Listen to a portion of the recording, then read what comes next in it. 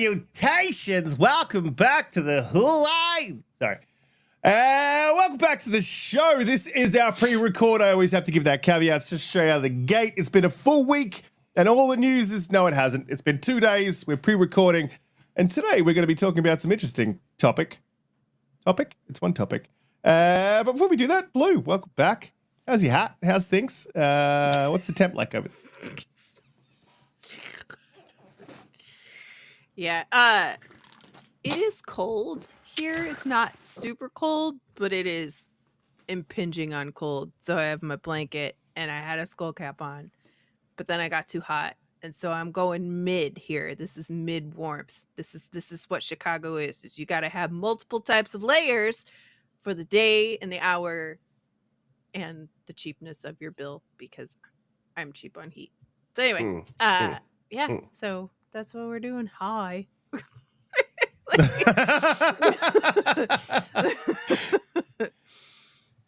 I've just been playing Call of Duty and doing life stuff. So that's it.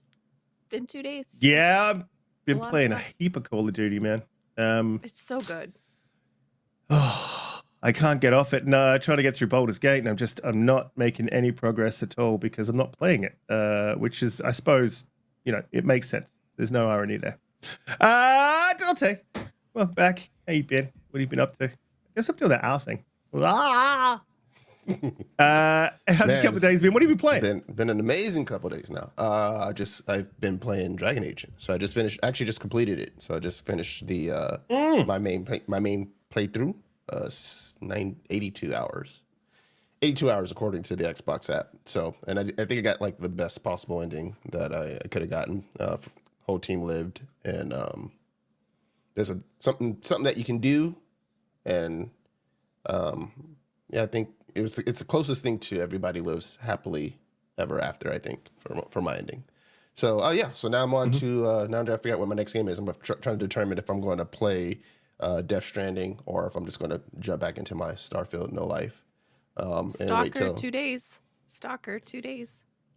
There we go. There's Stalker coming out, so I got that. And then when's Indy?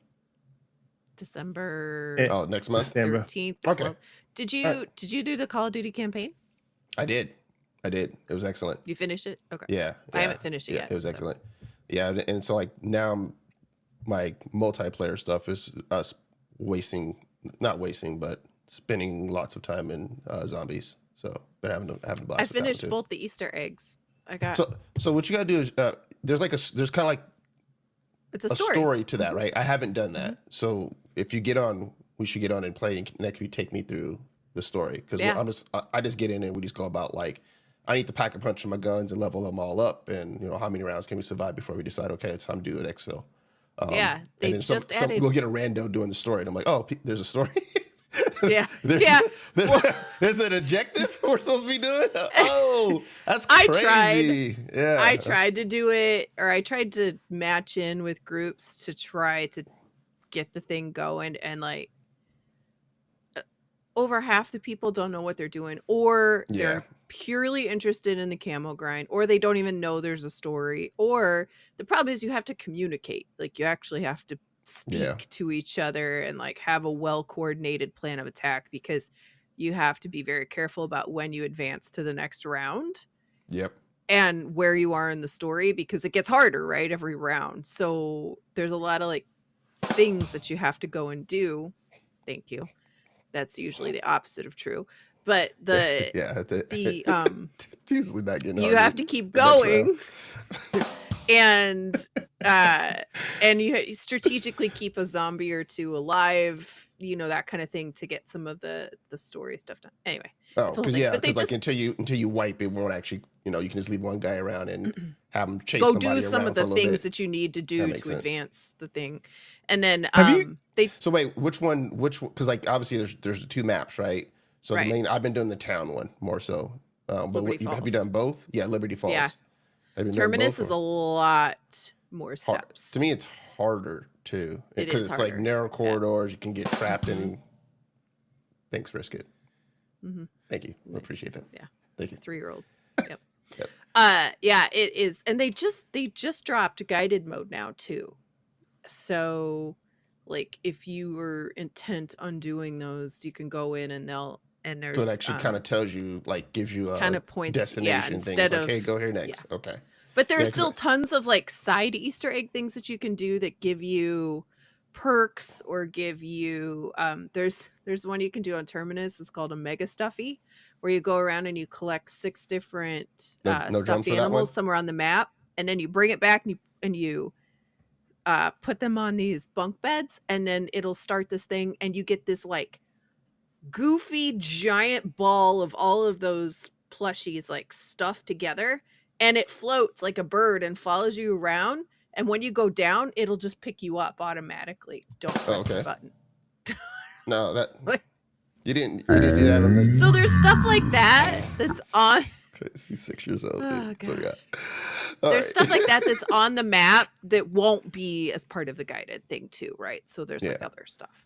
So like we figured out the on Liberty Falls, like the thing that takes you into the bowling alley. You know, like, Yeah, where they but it's like dance? a mini game. Yeah, where you're actually bowling, and you can get, it's like a little competition, and then you can get like, you know, Yeah, with the rewards. zombies and the 1 and 3. So did yeah, you see? Did you do the one? Do you know the in Liberty Falls, when you first start, you go directly to the right. You open the first laser barrier, and then there's the bus with that spawning place. yeah, And then with the lightning coming down and stuff right there. The little yes, lightning cloud. Yeah. Did you go look in the observation deck? You know those like magnifying glass things. You know, like at like a park, right? Oh, the one that's Where you- right to the right by the chest thingy that's random. No, I didn't. You can look Yes. through that. You could go up. Only one person can do it one time in the whole thing. You go Okay. up, you look at it, and up to the right, there's a zombie dancing on the cliffs across the river. And then when you come back out of it, you turn around, and the bus that's right behind you, the zombie is dancing. That zombie is now dancing on the top of the bus, and a whole other group of zombies comes up and dances with it on top of the bus. You can go up there and dance with it too. And it does the ray gun breakdance. No way. No. Wait, but is it just for you to witness, or is it like will the whole group be Your able to whole notice team that? will, be able yeah, to your see whole it? team Okay. will witness it. Yeah, so it's that one's better Yeah. where you have like you get most everybody gone except for like 1 or 2 zombies, then zombie. do it so Yeah, that like, you can I'm just not happy enjoy with that. watching it. Yeah, that makes sense. I don't think they should have done What's that. wrong? Is it the ray gun? It's not cool. It's an It's too homage soon, to you know? Australia. Yeah, dude, it's It's not an homage. It's No, it is. It's basically it's too showing soon. love. It's showing love and appreciation. it's not. The There's no love. greatness of ray gun. There's Aussie no love. greatness at all. Aussie. There's actually a massive conspiracy theory behind that. You know, she like is the head of like the breakdancing thing, and she like stacked the deck and yeah. Yeah, You know, isn't deck- this conspiracy is that she did it for like a trip, right? Money, for a free right? trip. Yeah. Like a free trip to get Yeah. to what's her name? Yeah, because I hear she's actually Yeah. a better dancer than what she led on for the Olympics. So it's kind of like, Right? yeah. Why would But you hey, go up there and embarrass my country like that? I don't know. I feel like she'd be locked up. Damn. And the key thrown away. What's that thing where they put the iron mask on it? Like put the iron mask on her body so she can't move? Like in this position. So she just has to spend that Iron position. Maiden. Oh, we could like It's called an Iron Maiden. Well, the Iron, Well, that's- the Iron that's me, Maiden's a kill full him. body thing. It's a full. Right. yeah. Yeah, you're talking about just the mask. Well, That's, yeah, I mean, maybe we could strap her arms up so they're constantly in that position so she can just really, the punishment fits the crime, right? I'm all for that sort of. What do you mean, Sort man? We got the best memes. I think that's called out of this. bondage. We got the I know, this is a whole other thing that you're doing right now. We got the best memes out of Ray Gun, man. So let's long live Ray Gun. She was good for the memes. Yeah, She was good long, for the memes. Long live Ray Gun. Well, Jesus, well, we were way off. Do you know deck means something totally different in NZ? New Zealand? Sorry. The what? Have you seen the deck ad? You haven't seen the deck ad. I'm going to send you guys are you the deck saying ad. Deck or dick? Deck. Okay. But in, Like a boat? in New Like a Zealand, boat deck? Like getting our deck of cards. yeah, like a boat deck of cards, or yeah. the- But in New Zealand, deck and dick, you can't tell the difference between it. It's just contextual about what they're talking about. But I'll Are you send you the picking on New deck. Zealand just for fun right now? I think because so. that's an I feel like- Australian-New Zealand thing. I feel like that was a pivot. He's like, You know that well, there's- we have ray gun, but they have a deck. Seriously, yeah. I feel like they kind of like a stray for no reason at all. Just like, Right. take that. Yeah. Fuck Tell you, us how New you really Zealand. feel. They're the Canada they're our Canada. So like the way you guys pick on them is the way that. But then if anyone else picks on them, you defend them. You know what I mean? Like we could pick on them because they're our little brother. But if anyone else picks on them, we're going to beat the shit out of them. Right? That's the sort of. Well, I feel like that's the Canadian sort of got that love relationship for 'em. you guys have. That's good. Y'all Yeah. should hug it out. Yeah. You What? know? Hug it out. I'm not hugging New Zealanders, man. They lay with sheep. Damn. You what? Like Entourage. Hug it out, bitches. Entourage. Is it Remember that? Exactly. Hug it out. Exactly. They lay with sheep. If there's What any is- New Zealanders in the what is chat, I happening here? sincerely apologize Dude, for where you real, live. man. I mean, for apologies to any potential New Zealander listener. So what are we talking about this week? This week we are talking about Game of the Year. That list should have been released. We haven't seen it yet because that is tomorrow for us. But we have some thoughts. That's why we're here. No, but we have some thoughts on like what we sort of saw as the games of the year, what was good. We're going to go through each month, sort of pick out the games that we liked, we played. Some of them we didn't play, and just obviously the reasons why we didn't play them. Well, whatever the hell we feel like talking about, God damn it, it's our show. We'll do what we want. All right? Why are you asking me questions? Sorry. I'm just used to defending myself. You know, I've got to miss. So yeah, I get to Will miss. not be taking any questions. Don't be asking me questions. It's my show. Let's jump into it. So January, look, 2024, I don't feel as a whole, just as a God damn it. 2024, I don't feel has been as good as 2023. I think 2023 for me was huge. God damn it. However, I think it's been a pretty good year. There's been some solid Huge. entries, and Big. yeah. And Big. I don't think. Oh yeah, we're gonna do that. We doing that? Huge. Large. Yeah. I don't feel like it was a terrible year, but I've also had a bit of an interesting year with my IRL circumstances. Like my job changed a lot. Things changed around, so I haven't had as much time to sit in front of the TV and smash out like big experiences. So probably why I'm still going through Baldur's Gate. But look, let's jump into January. So obviously January kicked off with Prince of Persia: The Lost Crown, Holly's favorite game of the year. I have not played the DLC, but that was absolutely amazing. That's got to be in my game of the year list. I think it was really underrated, which is really disappointing. Obviously, the team later on in the year got shut down, and they, yeah, it's not funny. I don't know why I laughed. Obviously, the team later in the year got shut down, and they got sent out to different things. But I just think that was the antithesis of my theory of what AAA needs to do, which is create smaller experiences at a cheaper cost, release them. I think it was a fantastic experience. Really loved it. It's definitely in my game of the year conversation. I did play a little bit of Banish's Ghost of New Eden. It just felt a bit wooden to me. God That's February. damn it. That's sorry. February. That's a different month. Different month. Riskit jumped ahead. You did. Sorry. Yeah. Power World was in was in January. Again, not my cup of tea. But yeah, for me, January was all about Prince of Persia and the Lost Crown. So that was fantastic. I love that. I do want to get onto the DLC. I'm gonna write that down because that's something I need to do. But yeah, I recommend that everyone play Prince of Persia: The Lost Crown and then tell Holly all about it because she loves those side-scrolling Metroidvanias. It's really up her alley. Holly, what did you think of what did you think of January? How was January for you in 2024? So, just real quickly for people listening, the whole list for January, maybe we just read those off super quickly when we're talking about these. Prince of Persia, Yeah. The Last of Us Part 2 Remastered, Pal World, Another Code Recollection, Immortality, Enshrouded, which I think is actually, wasn't that just an early access release? Yeah, it wasn't a early 1.0, access. yeah. Early Yeah. access, yeah. Apollo Justice, Ace Attorney Trilogy, Tekken 8, Like a Dragon, Infinite Wealth, and Silent Hill: The Short Message. So for me, in January. I did really like Enshrouded. It was I was trying to play it on it's not. It's a PC only game. It's not a Sony game. I Oh, was sorry. really trying to play it on my Ally, but it just did not want to work on the Ally. It had all kinds of problems on that. But I did really like it. So yes, we get it. Yeah. Cool. Yeah. All right. So my game out of this list was Pal World. I very much enjoyed Pal World. I had a ton of fun, and I really want to go back and play more. They've done a lot with it since I They played have, it. yeah. I really do want to go back and give it some more time. The one, well, the two unhonorable mentions for this month was The Last of Us Part 2 Remastered, for obvious reasons.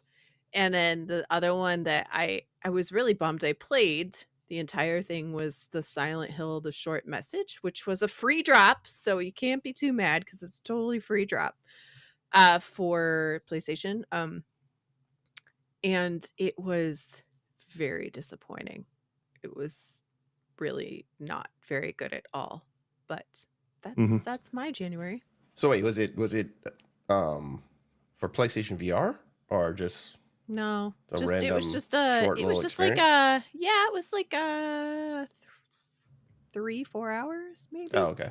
All right. Yeah. So like a little short, like Planet of Lana, but in Silent Hill. But it's Silent Hill is all about ducking and dodging and getting a story, which was not good, which was the real problem with it. And evasion of the big enemies. So, Yeah. but it was free. So, you got to give some credit to it for that. If I'd paid for it, I'd been mad. Oh yeah, and it That's didn't it. really set a very good tone for that. I mean, that's why I think everyone was so sort of for the apprehensive remake. about the full release. Yeah. Yeah, but I think that I could be wrong. Maybe we could look this up in a minute, but I believe Konami actually made that short message. And, Silent Hill 2 remake was Bloober. Right. In collaboration with Konami, but I think Konami made the short message. So that was them maybe just trying to just put something small Start out to get themselves the back remake- into Got it. the rotation, because Konami really hasn't done much in a while. So Oh, in a long time. yeah. So In a- maybe in it a was very their long like time. step back into making games. Maybe. So we'll see. Yeah, it was a Anyway. poor stab, a very poor stab. Donte. Oh my God, what happened? I pressed the wrong button. Donte, how was your January in 2024?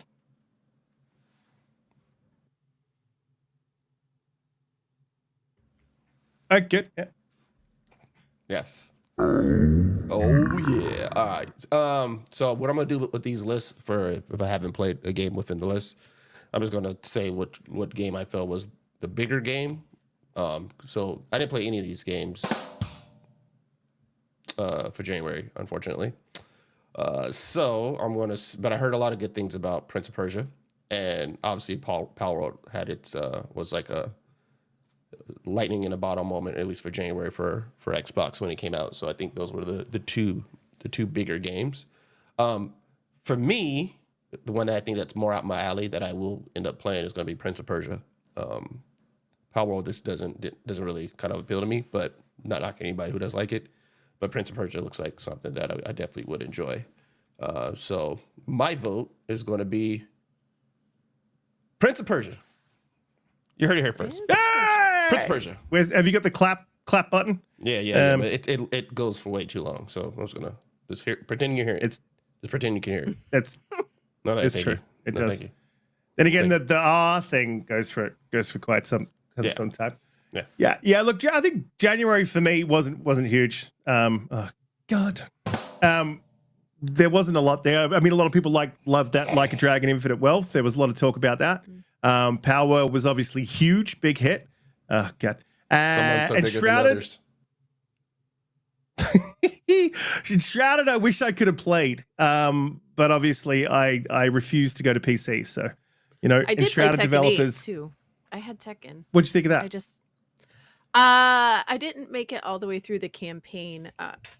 Tekken is my favorite fighter. I mean, I really like Mortal Kombat too, right? But Tekken was, I don't know, it's a special. It's probably just, it's a holdover from when you're a kid, right? Because Tekken was the bomb.com. And it was good. I just don't think fighters hold the same longevity for me that they did when I was a kid. So, yeah. But I think it was a good game. Yeah, no. I don't know. Fighters sort of died for me in the PlayStation 1 era, like, or PlayStation 2 era, I guess. Yeah, PlayStation 1 era was when they're at their best, like Bayek, you know, doing those judo fly kicks. I did love Tekken back in the day, but for me, I cannot get into fighting games these days. They're just sort of they're not as visceral. I don't know, just something more visceral about it. It was a little more skill based. Like you could pin someone up in the corner and beat the shit out of it. Maybe I'm wrong because I haven't played them. So like, if anyone's saying they're not skill based, like I get it, but for me, it's just not a thing. Shall we move to February? I know a lot of people loved. Holly, do you want to read out the list? You're the list lady. We have Grand Blue Fantasy Relink, Suicide Squad Kill the Justice League, Persona 3 Reload, Foam Stars, Helldivers 2, Banishers Ghost of New Eden, Tomb Raider Remastered, Skull and Bones, Mario vs. Donkey Kong, Warhammer 40,000 Chaos Gate Demon Hunters, Nightingale, Penny's Big Breakaway, Last Epoch, and Bandle Tale, A League of Legends story. Yeah, which I think flopped horrifically. A lot of these were PC games. Yeah. Yeah, there was also Pocket Car Jockey Ride. Oh, yeah, sorry. Yeah. Splatoon 3, Pentiment on PlayStation, A Brothers, A Tale of Two Sons remake, and Final Fantasy VII Rebirth. Which didn't hit as big as they expected it to do, which is interesting. It was an interesting month. I think it was a month of huge flops. I gotta stay away from this button, man.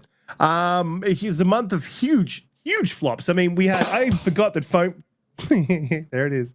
I forgot that Foam Stars released. Like, I think everyone forgot that Foam Stars released. Suicide Squad, that was probably one of the hugest flops anyone's ever seen. Skull and Bones, another massive flop. What that? There's got to be another verbiage for this. I think it did better than Suicide Squad, though. It didn't do as good as it needed to be for a game that had been delayed as long as it had. Supposedly, the challenge Sea of Thieves, if I can use my words.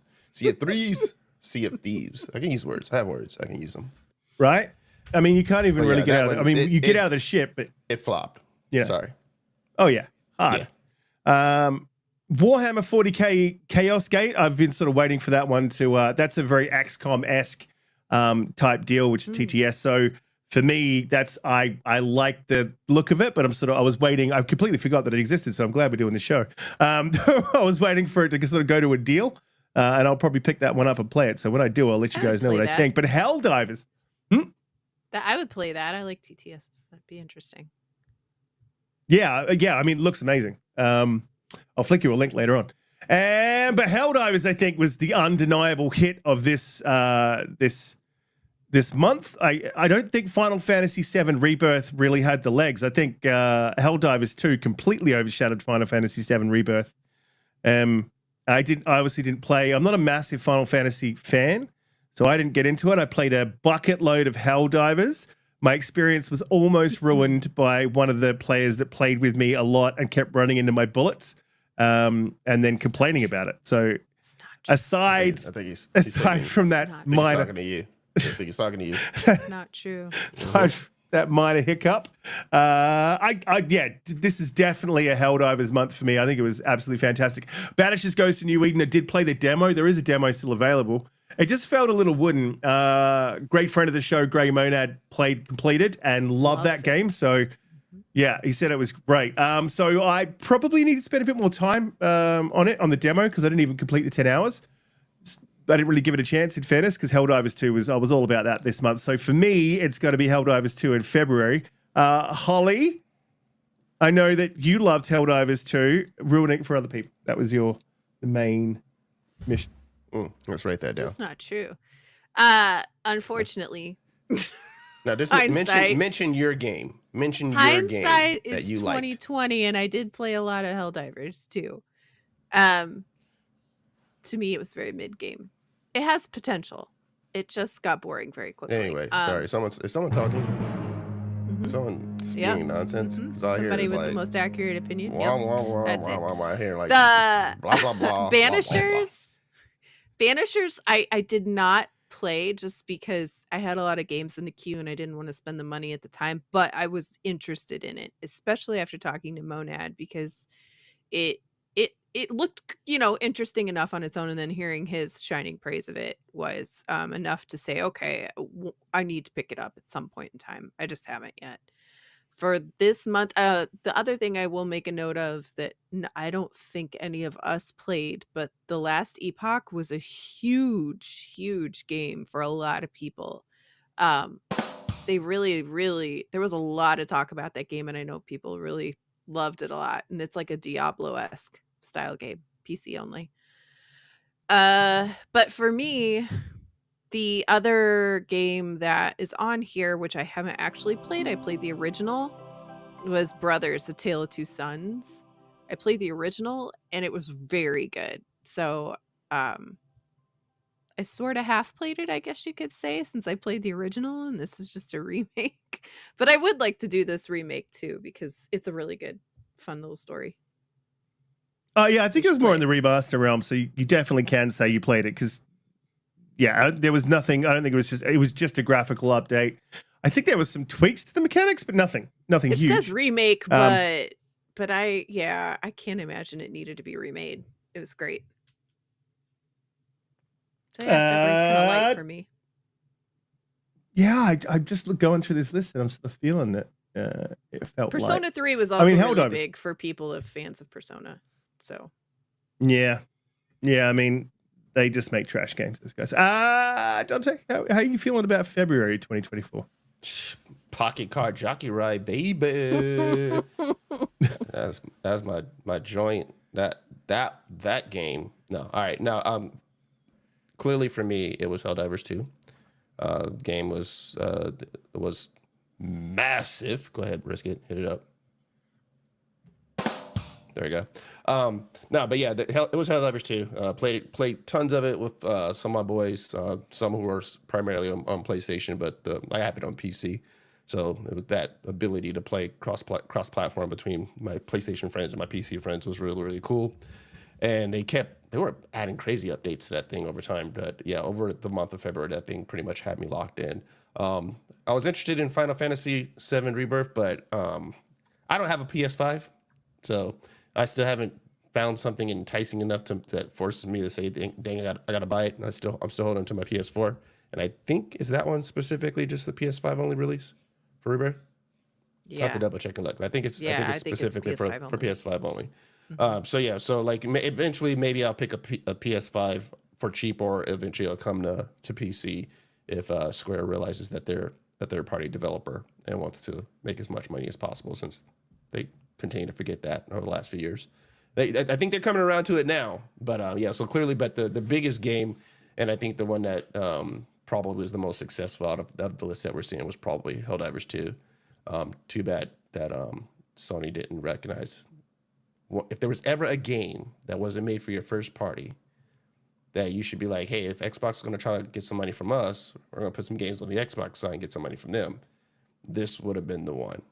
This would have been the one to be able to say, hey, that player base would basically increase our numbers and keep our servers happy. So I think they dropped the ball on that one, especially since it wasn't directly from their first party studios. This should have been an easy one. Like Death Stranding coming is like, this should have been the same thing for Helldivers. So, but anyway, I digress. And I would not have agreed that Helldivers 2 could ever come to Xbox, but I think based on that Death Stranding thing, you guys know what I think. A lot of, in fact, just about everyone disagrees with me on this, but I think it's definitely a shift for Sony strategic shift in the background. Maybe it was like an old friend, we want him to continue making games for our platform, so we'll just throw him this bone. But maybe a bit of that, maybe a lot of things. But I think, I don't know, it gives me a little bit of hope that maybe Helldivers, the developers of that could buy back that IP and then maybe put it everywhere at the very least.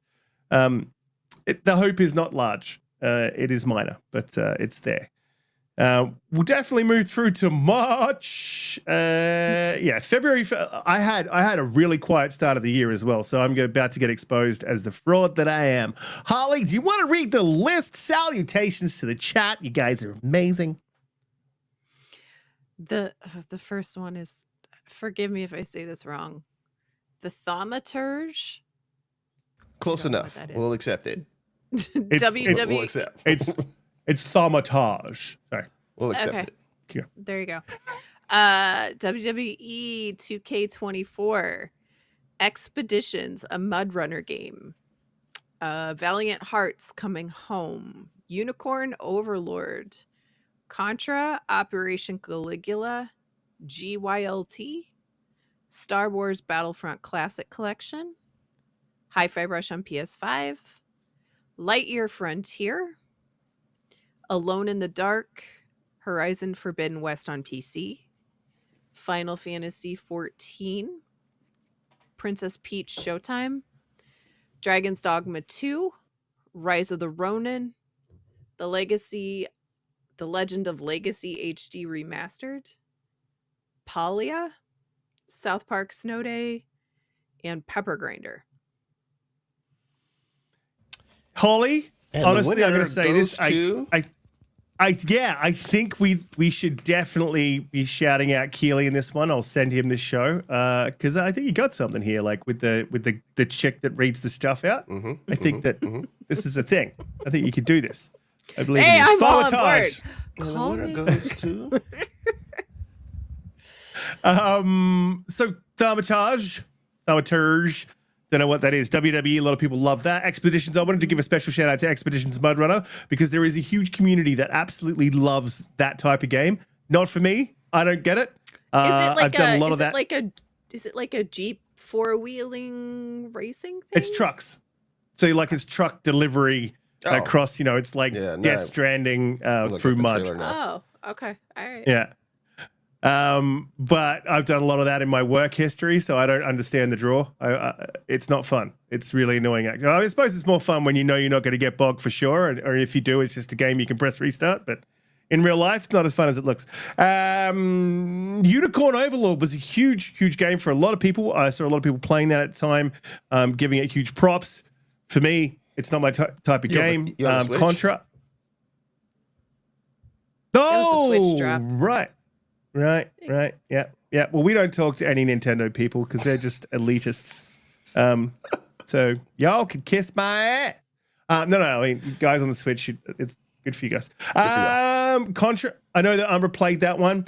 I guess the biggest pain point of this month was Hi-Fi Rush landing on PS5, and then there was the follow-up later on that they closed the studio. I believe, or was that before? I think, It was in May. Yeah, it's in May. So, look, I think we didn't really talk on that too much. We did from other perspectives, but looking back at that and thinking about that and looking at what happened with that studio, and I think the talk was around how could you close that studio? They made a banger game. This seems like a push to keep that studio open, releasing it on PS5, and I don't feel like it obviously did well enough for them to continue keeping the studio open. They eventually did on-sell it, so the studio continues to exist. Well, half of the studio, because half of the studio was made redundant, and they asked the other half to come back. But yeah, I think it was really disappointing to see that it didn't really land on PS5, and so it makes me wonder about Xbox's exclusivity strategy going forward. I think it's arse, and they need to reevaluate and fire Satya Nadella, get Riskit in there to manage Microsoft proper, and you got to make some money. I'm just saying. Hit me up. Final Fantasy 14. That landed on Xbox to a lot of fanfare. I know Ginger Prime was super hyped for that. We all remember the Phil Better. I love the passion in that man. He is amazing. So that was it's good to see. A lot of people were enjoying that. Dragon's Dogma 2 was obviously the largest hit. The largest hit. Do you know how far in that game I got, guys? I did the character Not creator.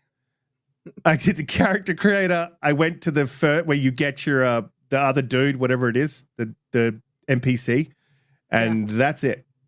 That's where I stopped that I game. could have told you from the beginning that was not going to be a game for you. Your patience and the traversing in that game are not compatible bedfellows.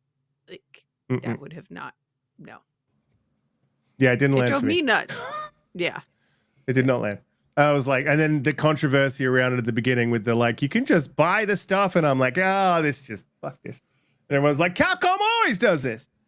And it's like, oh my God, my taxes, salutations. Holly, how are you feeling about March of 2024? So March of 2024, Dragon's Dogma 2 was the one I sunk the most time in. I did play a lot of it, but I gave up on it at a certain point. I got really frustrated with the traveling system because I would start from a village to go do a mission, which was always on the other side of the map. And I could never figure out how to cut across the map. Like I would go and there'd be a ravine and I couldn't get across it. So I'd wind up having to go back to town and go up and around. And by the time I did all of that shit, I was just like, I didn't have enough resources or whatever, right, to go and do the thing when I got to the area, or I just never got to the area because I got in a fight and I had to go back to town. And I just got very frustrated with that. But I played a lot of it. So for me, Pepper Grinder I hear is very good. I haven't played it, but the game on here that I actually really enjoyed was Lightyear Frontier. It's in Game Pass, and it's an early access, I believe. I don't think that's a full release either. But it is just this really peaceful, really nice, like you land on this planet, or you wake up on this planet and there's a mech, and you start like farming things, resources, and you go and you clear things to build a base. And then you have to go get other types of materials to build this next thing, to do this next thing. And I really enjoyed it. And I want to go back to that too. I didn't finish that either, but I had a really good time in it. It's a really nice little game. Yeah, we had one of the lead developers partners on the show. They're both developers, and she was amazing. Can't remember her name, but she was really good. She was telling us about that game like way before it came out. So yeah, it's sort of good to see it land. It wasn't for me. I don't like those cozy games. If I can't kill stuff, I'm not interested. I want to murder things. I want to see blood, bones, snapping. If I can use them as toothpicks, then that's great as well. Especially if it's small animals and I could squeeze the I don't know what the Donte. Obviously, I'm having an episode. How's your March this year? Yeah, March actually for me also is Dragon's Dogma 2. I played about 140 hours of that game, and for a while I was actually pulling Holly's pawn until she stopped really playing. So then her pawn started becoming useless to me. So I was like, "Your pawn's dead to me." No.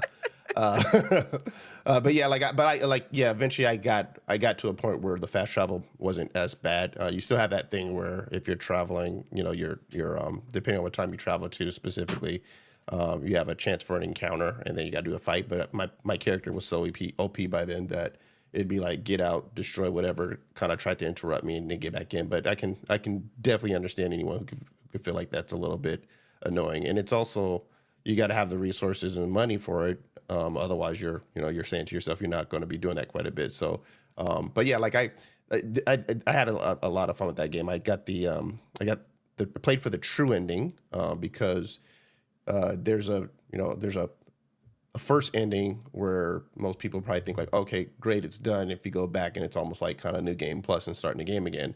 But then there's a true ending, which kind of turns the role upside down on its head, which I luckily had everything properly like kind of vetted out. So I had all my areas unlocked.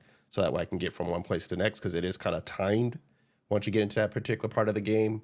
And then went in and demolished the final boss, and yeah, it was that one had a really good time with that. Me and one of my good buddies, he was into it quite a bit too. So I ended up using his pawn, and he ended up using mine, and we would like kind of tell each other like, hey, this is what I need in terms of like when you deck your pawn out, can you make it do X, right? And so because I need these capabilities, so it was always pretty cool to like be able to have that, and we can kind of mix and match for whatever we needed for what we were trying to solve for. So.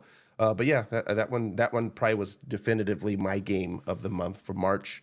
Trying to think, did I play anything in here? No, it wasn't Final Fantasy 14. That didn't really interest me. And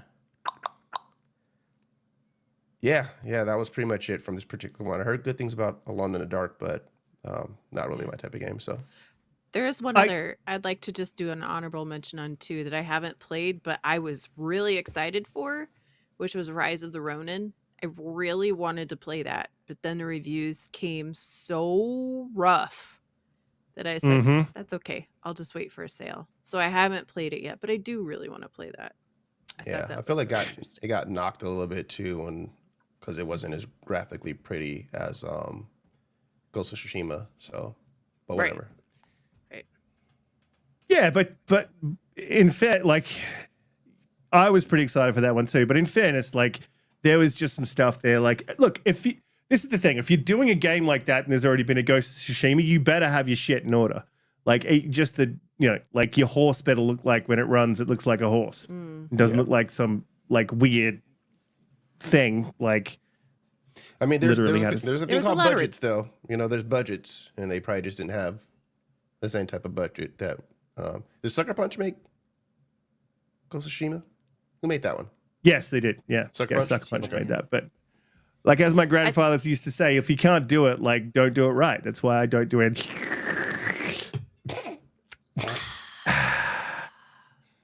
That's why I don't do anything. Yeah, I just feel leave it alone. But I feel like Dragon's Dogma for all the my community, my close community, I think that took up like a lot of space in that month for people. So yeah, it's crazy to think back where I was like at that time and what was going on, like just in life. Weird, like, that we're here now and so much has changed for me IRL. Look, let's jump on over to April, because I think April was a little bit bigger and for me a little bit better, but I do have some caveats. So Holly, would you like to read out the nominees for April month? All right. We have Dave the Diver on PS4 and PS5. We have Freedom Planet 2, Grounded on Switch and PlayStation, Final Fantasy 16, The Rising Tide DLC, No Rest for the Wicked Early Access on PC, Ayuden Chronicle 100 Heroes, Tales of Kenzera Zao, Megaton Musashi Wired, Another Crab's Treasure, Saga Emerald Beyond, Sandland, Stellar Blade, Topspin 2K25, and Sea of Thieves on PS5. That's you know that Keeley like is not accepting any of those sorts of mistakes. He'd be up there going, yeah. Well, she obviously doesn't play PlayStation. She won't be coming back next year. But she messed up an Xbox Game Studios name. It's fine. Yeah. And he's like up there with a wrap it up. Oh my God, I love that year. That was fantastic. Look, see, Dave the Diver, I'm sort of hoping that comes to Xbox. I'm really interested to play that. Everyone loved that game. And I know it got fantastic reviews when it dropped on PC initially. So that was a lot of people's game of the year. So I need to check that out. I can't because I don't have a PC. I could have. But what I did was I actually did play No Rest for the Wicked that month. Definitely wasn't my game of the month, but I think it's got some serious potential. I really can't wait to see that game come to Xbox when it does its 1.0 release. It's literally the single game that I own on Steam. That is the game. Loved it. Played it on GeForce Now. It wasn't bad. It wasn't a great experience though. So you can do that through your Xbox as well. And if anyone's interested in finding out how you can do that, you need a GeForce Now account, hit me up and I'll run you through it. It's a pretty simple process. Yeah, it was fun. I'm waiting for that 1.0. There's obviously a game here that was my game of the month. Tales of Kinzera, I think was a very special game.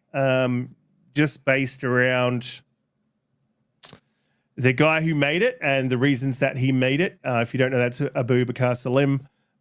He was in Raised by Wolves.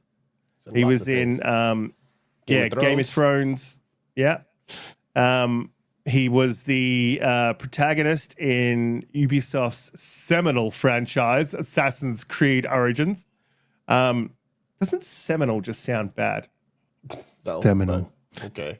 Well, if you put fluid after it, then it sounds worse. Oh, okay. However, wait, I'm sorry. what is happening here? So back to Tales of Kinzera. I really love this game. It definitely had its issues. I think the enemy archetypes were few and far between. But again, like budget constraints. But I think with the budget constraints they had for a brand new studio making a Metroidvania side-scrolling was fantastic. The voice acting, not just of Abu Bakr, was second to none, but also his cohort who voiced who was the god, or I can't remember exactly what you call it. It's not quite a god. It was a god of death or god of the underworld or whatever it was. But it's Bantu mythology, which is a prolific mythology in Africa, in a specific region. Really loved the premise, the game, the story. It was, I would put it in the really good category, but not great. And I'm really looking forward to seeing the next one and hoping he does get that one out the door, because I think that studio, after a few smaller franchises and one hits, or a few smaller games and one hits, I think they'll do great things. I just think this is a really tough period for studios to survive in. So I highly recommend going and getting Tales of Kinzera out and checking it out. It is a fantastic game. If you like Metroidvania side-scrolling type stuff, it is brilliant. Sandland, I know that a lot of people loved. Heard a bit about that online, and obviously Stellar Blade. That was Holly's game of the year. She played a lot of Stellar Blade, basically couldn't pull her off the game. Spent a lot of time on a PS5. Screenshots, she was sharing a plenty online. Cheeks, cheeks everywhere. Titty. Cheeks. And then I'm boobers. sorry, you rang? Someone speaking my language? Is that my calling? I had more fun with other cheeks this week, okay? That's oh my god. Oh my god. She has a problem. Moment? She has a problem. That was so good. My feed is her posting Tyson cheeks. Tyson cut. So good. He 110% did that on purpose too. He was just like, it was a kiss my ass sort of thing, I think. Like, that wasn't accidental. So I don't think you show your cheeks live on air unless you do it on purpose. I know I have. I just don't think he cares. Stay tuned for that video. No, he doesn't give a shit. Holly, how did you find the month of April? So I loved No Rest for the Wicked. I was totally sold on that. It's going to be such a, I can't say this without Riskit hitting that stupid button, but it's going to be a massively huge game. And it's actually a 3-part game, I think, that they're developing. And what this is that's released as part of the early access isn't even the whole of the first game. And it's a really big experience in that early access. It's so cool. It's very exciting when that game actually comes out in full release, what it's going to be like. What else? Oh, another Crab's Treasure is a lot of fun. That was on Game Pass. It is a Souls-like with the crab. It was fun. It's hard. Like, you think it's going to be like a little easy because it looks like a kid's game, but it's not. And thank you. And then the other one, which I played on PC, but because it's on this list, is that I cannot say enough good about Dave the Diver. I love that game. It is so it's just fun. It's just different, and like I really like it. So that's my big 3 from this month. None of the others are really. I mean, I've played Sea of Thieves, I've played Grounded, right? But I don't really consider those, game of the year contenders, No. so probably not worth talking about here. No, but they did land on PS5, so now they may be Game Right. of the Year contenders. Donte, how was your April? April was a month where nothing from me out of this list happened. Actually, I did buy Tales of Kensara, so I need to play that one. That one's on my backlog. So I picked that one up on the Xbox. But in terms of playing any of the games that release, like had already been playing Grounded on the Xbox side, so heard decent things about Dave the Diver, but didn't get into it. And none of the other games really, like I played a lot of Sea of Thieves, so that coming to PlayStation doesn't do anything for me. I just played on the Xbox or PC. So yeah, April was a month for me, Where it belongs. Which is a miss. None of these games outside of Tales of Kensara was ones that made me pull the trigger to actually purchase something. And so I was actually, if you look at the timeline too, because Dragon's Dogma came out at the late March, so it was like March 22nd. So I played 140 hours of that. So most of me, I was probably still playing that into April. So that's why I didn't really pick up anything else. Yeah, I think it's sort of Dragon's Dogma sort of pushed its way into June as well. If you really, there's a lot of people playing that game for a long time. There's not many. There's not. I guess the breadth of gamers in the community. Usually we have quite busy lives, so you'll see if it's a big game, you'll see that game getting played for three months or so. I do want to move on into May, which was a big year, but again, I will say Tales of Kensara, if you haven't played that, Donte, boot that up and just have a crack, see how you feel with it, because it is fantastic. It's in your library, so obviously your backlog's huge. But moving on into May, so Hades 2 Early Access came out on PC. I did actually get a chance to play this on the Steam Deck at PAX, so that was months later, but I really enjoyed what I played. Only got an hour with it, but it was really, really good. I probably liked this more than I liked the first Hades, and I really liked the first Hades. I'm not a big Rogue fan though, so I tend to drop off quite quickly. I played a fair bit of Hades, and then just sort of dropped off. Never really got through the entire game. I don't think I've ever gotten through a Rogue in my life. V Rising 1.0, there was kind enough that the developers dropped me a code for this on PlayStation 5. I know this came into 1.0 on PC, but it wasn't on PS5, and it later dropped on PS5, but just while it's here. I really enjoyed the game. The problem I had with it was that it didn't really bring you in with a true tutorial. So there's a lot of nuance to the game, and it's sort of a survival builder, sort of Diablo-esque hack and slash type deal as well. Really interesting game, really interesting premise. And you can operate in the day, but if you go in the sun, you get burnt. So you got to stick to the shadows. Found that really, really cool. The tutorial didn't really bring me along, and I'm one of those guys that if I start a game like that where it's a builder, you've got to build stuff and earn stuff. If I build wrong because I didn't know any better, I'll get annoyed with the game. I don't blame that on me. I blame that on you. So that sort of stuff makes me drop off. But I will come back to V Rising. I think it's a very good game. I just need a little bit more time to spend with it, but it doesn't seem like that's going to happen for the next 5 to 6 years. Senua's Saga Hellblade 2, what a success. Didn't cause any controversy online at all. Yeah, I really love that one. It's a short experience, an absolutely beautiful experience. It delivered what I thought it would deliver. I would say probably my main bugbear with that game was its puzzles. I liked the combat. I liked that it was sort of visceral and you sort of had to feel your way through it. It wasn't super hard. And it was a bit of a crazy story from a very twisted individual, twisted sister. Obviously, psychosis.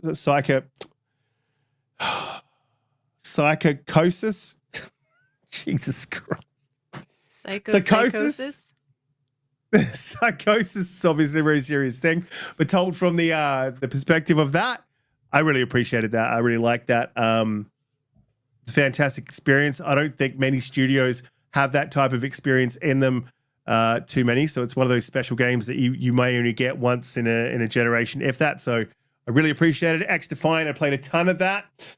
It's just not hitting that mark. Ubisoft, I think you've hit your mark with their other big game that I can't remember the name of, right? Siege, yeah. I think you're not doing it. You can't bring that sort of siege combat to X Defiant. I think they sort of ramped it up a little bit, but yeah, look, you're not competing with COD. Like, stop. This is the problem with these huge companies is they keep seeing COD over the fence or Fortnite over the fence and another live service over the fence. They're like, let's do that. We need one of those.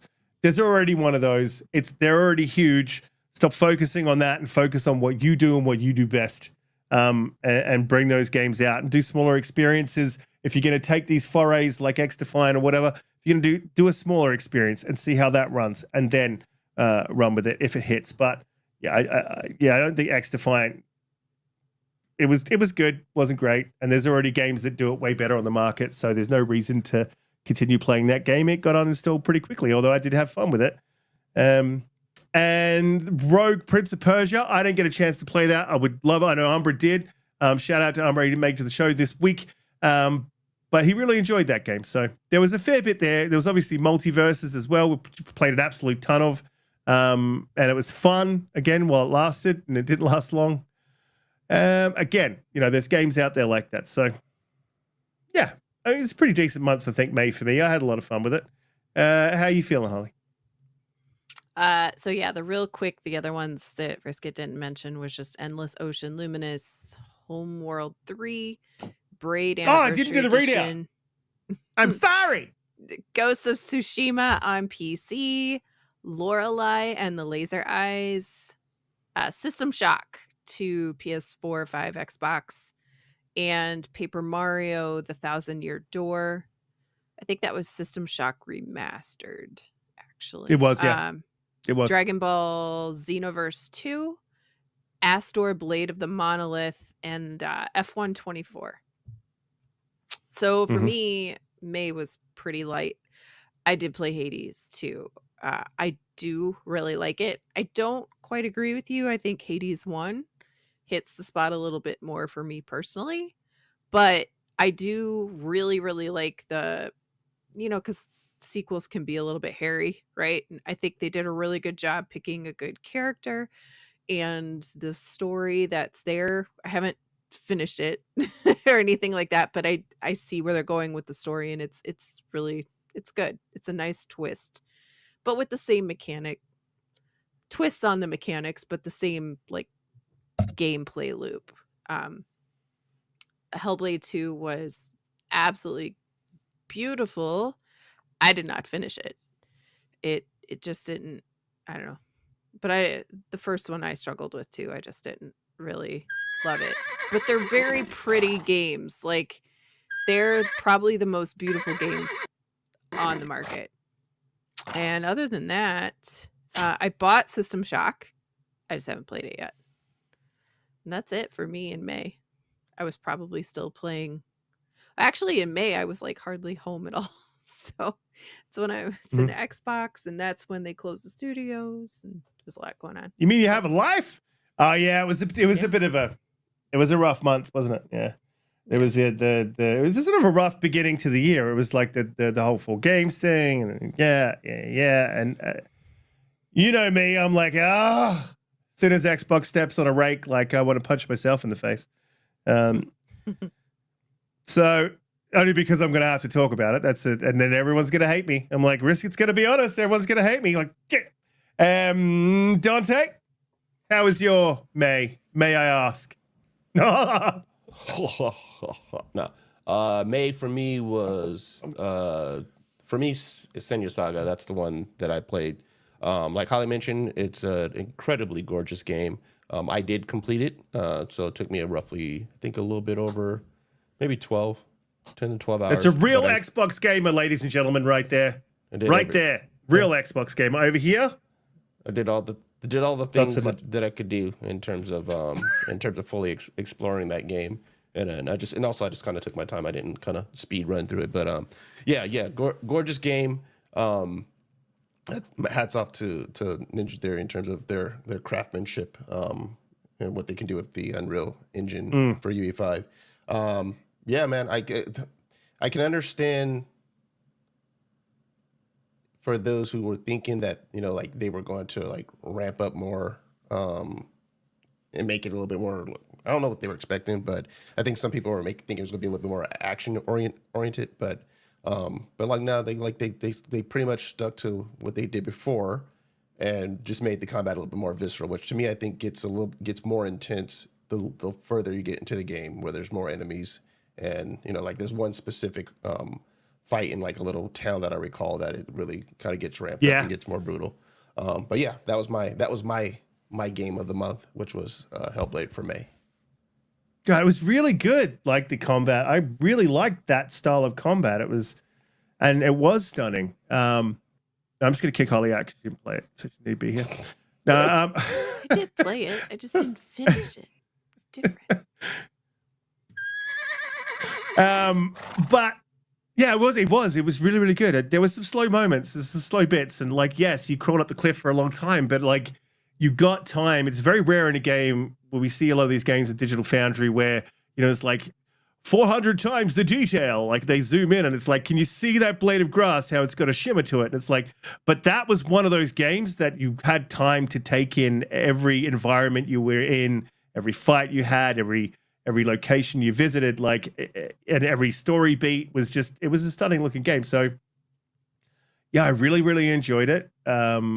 I would like them to see what they made, you know, something back to a Heavenly Sword, sort of more action oriented. I think this time I would like to see something from that studio like that.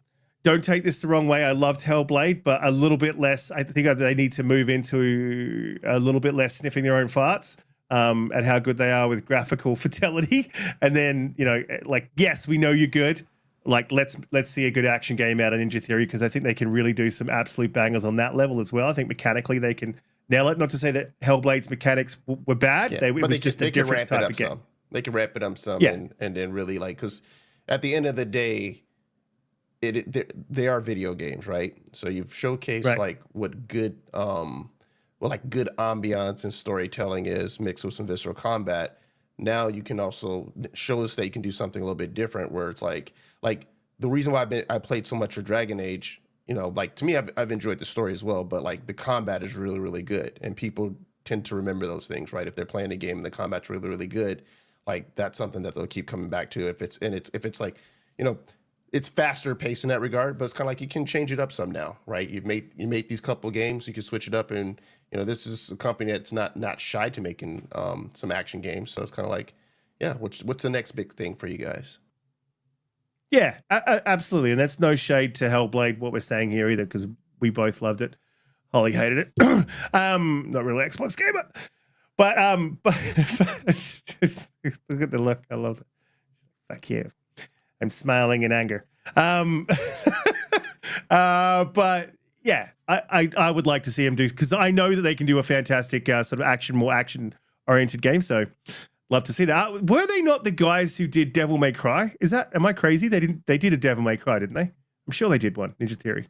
Or something similar. I think they've done, was it that or was it something else? Hold on real quick. I can find out. Yeah, they did Heavenly Sword, which was like full on, everyone loved that. That's the one maybe that we're thinking about.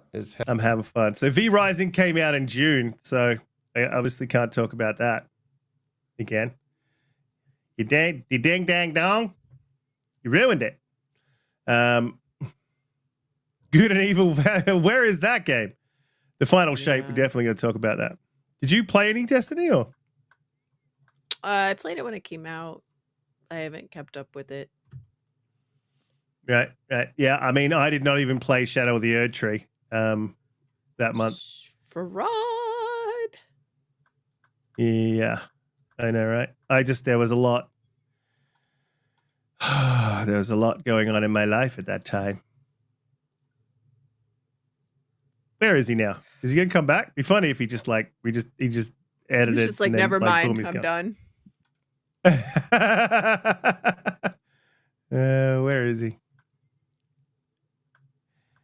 I sent I sent that other group chat so many Tyson ass cheek memes. It's so good. He's back. it's so good. 5 more later. When Sean was stop. like, Sean sent a screenshot of his lock screen where it says Holly shared a post. And he's like, I'm on high alert now. Every time I see this pop up on my phone, dude, I was dying. Oh. All right. Let's We're get back into it. So let me We're just back. do a something that'll Flash I'll be it. able to see when I'm editing. Flash Good. yourself.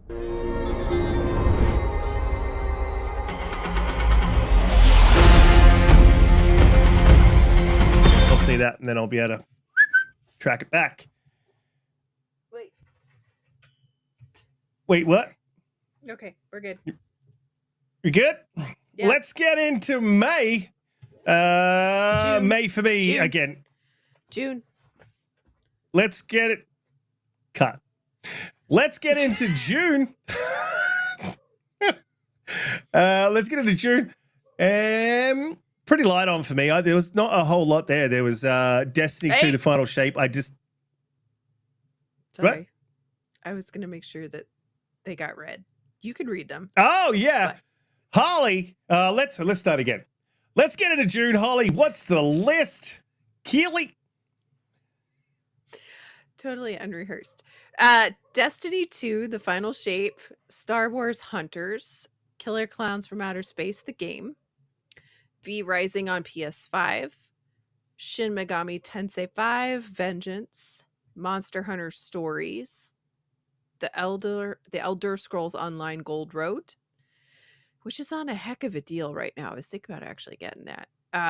Elden Ring, Shadow of the Erd Tree DLC, Super Cool. Monkey Ball Banana Rumble, Beyond Good and Mhm. Evil 20th Anniversary Edition, Luigi's Mansion 2 HD, and Spyana Operation Memories. Yeah, so for me, again, a very light month.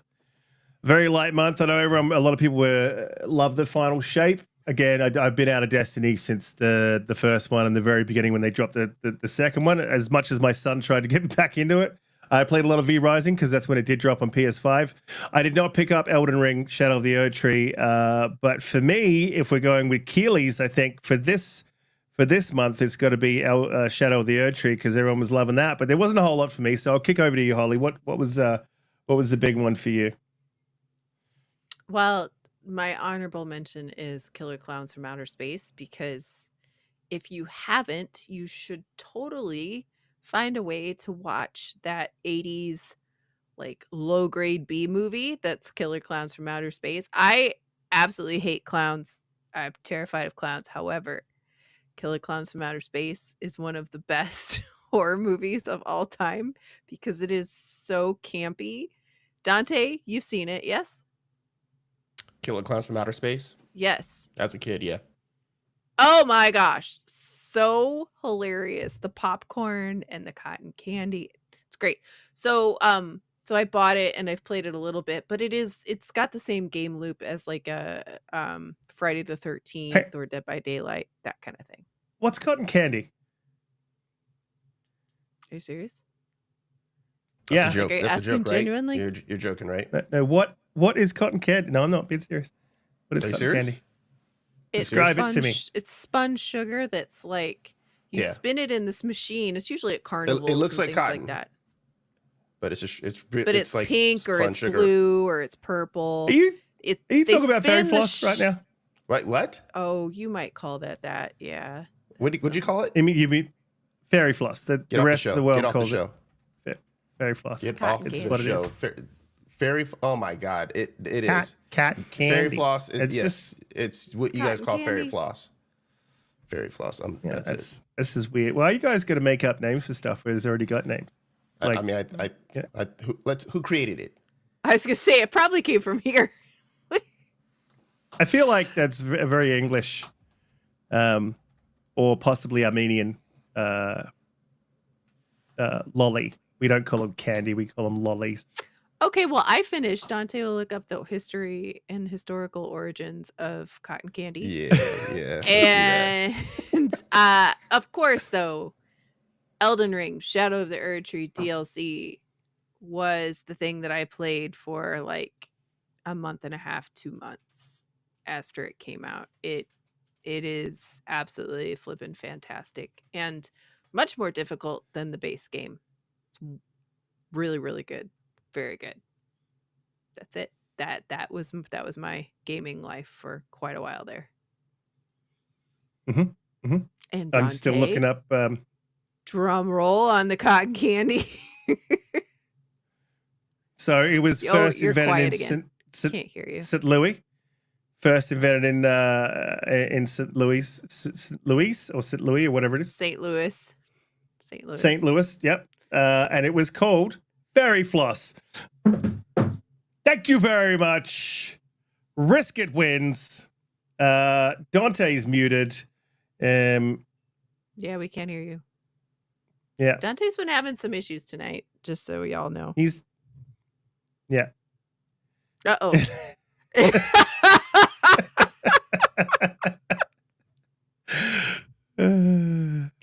He's probably going to dip out, but I'll do Dante's picks for him.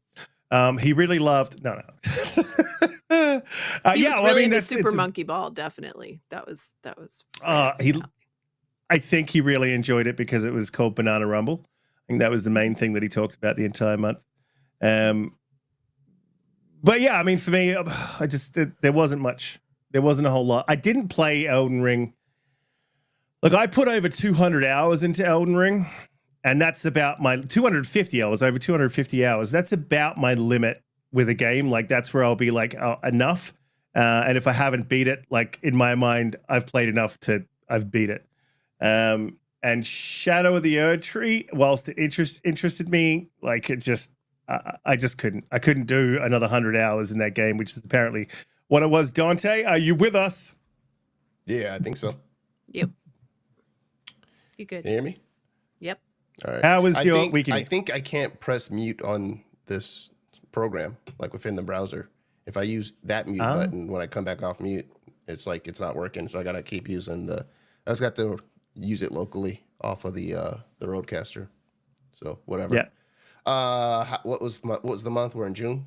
June. June was hot because I live in Arizona. Oh, sorry, you guys asked me about a game. That's crazy. We're on a gaming podcast, so talk about a game. I didn't really have anything for June in terms of I didn't play anything for June. So I'm just going to talk about what I think was the biggest thing of June, and I'm going to have to give it to the Erdtree. Of course, Elden Ring, when it drops, people pay attention. I know that's going to hurt some Luigi's Mansion fans. Sorry, nothing personal, but I think Elden Ring was probably the biggest thing of the month. But in terms of games that I played from that particular from this drop, nothing really stood out to me. I did not get Shadow of the Erdtree just yet. I think I have a little bit of trauma. Is that it?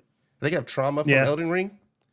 I think maybe that's it. Yeah, that game, because that was my first Souls game, and like I beat it, and but I just remember, like, you know, I think I spent at least two to 2.5 hours fighting Melania, and I took that personal. There's you know, wow. Yeah, there's moments of it was like the best moment of elation when I finally beat her. But it was also, I think back on that, and then when I was thinking about pulling the trigger on buying it again, I'm like, do I really want to fight a particular boss again where I'm fighting one for an hour, 2.5 hours? No, I don't. Not right now. Maybe later.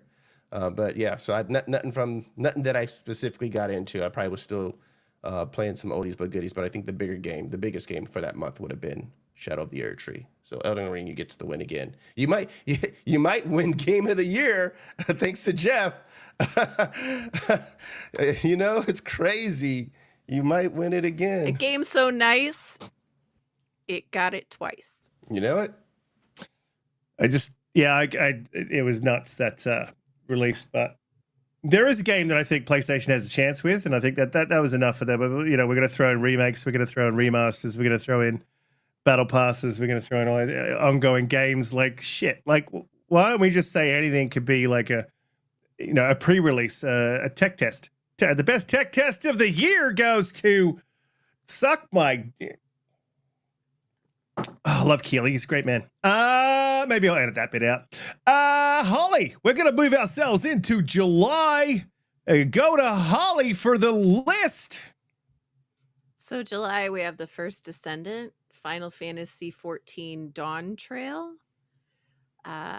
League of Heroes Trails Through Daybreak, Once Human on PC, Ace Combat 7 on Switch, TMNT, Teenage Mutant Ninja Turtles Splintered Fate on Switch, Dungeons of Hinterberg, Flintlock, The Siege of Dawn, Nintendo World Championships NES Edition, obviously on Switch, EA Sports College Football 25, the new Denpa Men, and Earth Defense Force 6.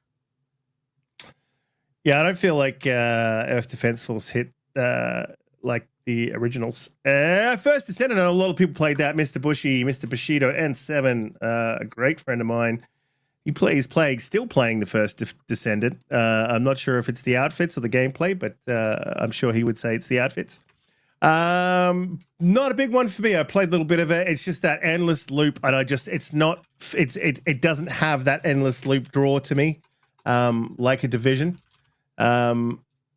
Once Human, I know that Colt Eastwood, again, another great friend of the show, and of all of us, he really enjoyed that. He spent a bit of time on that. He made a video about that. I recommend you go check that out. I would love to see that come to Xbox. Dungeons of Hinterberg. I played a little bit of this. It was at a time when I was extremely busy, but I need to get back to it. It's probably one I need to download and play again, put it on my S, so while I'm traveling I can play it. Really enjoyed what I did play. I played probably 3 hours of it. Really, really liked it. Got into it a fair bit. I need to get back to it. So I think that one was a very good hit for Game Pass. Flintlock, The Siege of Dawn. Sort of expected a little bit more with the step up from this studio. These are the guys who did that small Souls-like that's just recently come to Game Pass. Can't remember the name of it right now. It's escaping me, but that was a big hit. Everyone loved that. But I played a little bit of Siege. Siege of Dawn, Flintlock. Was really looking forward to it. It just wasn't what I expected it to be, so I dropped off that super quick. Holly, how was your July? Was it dry?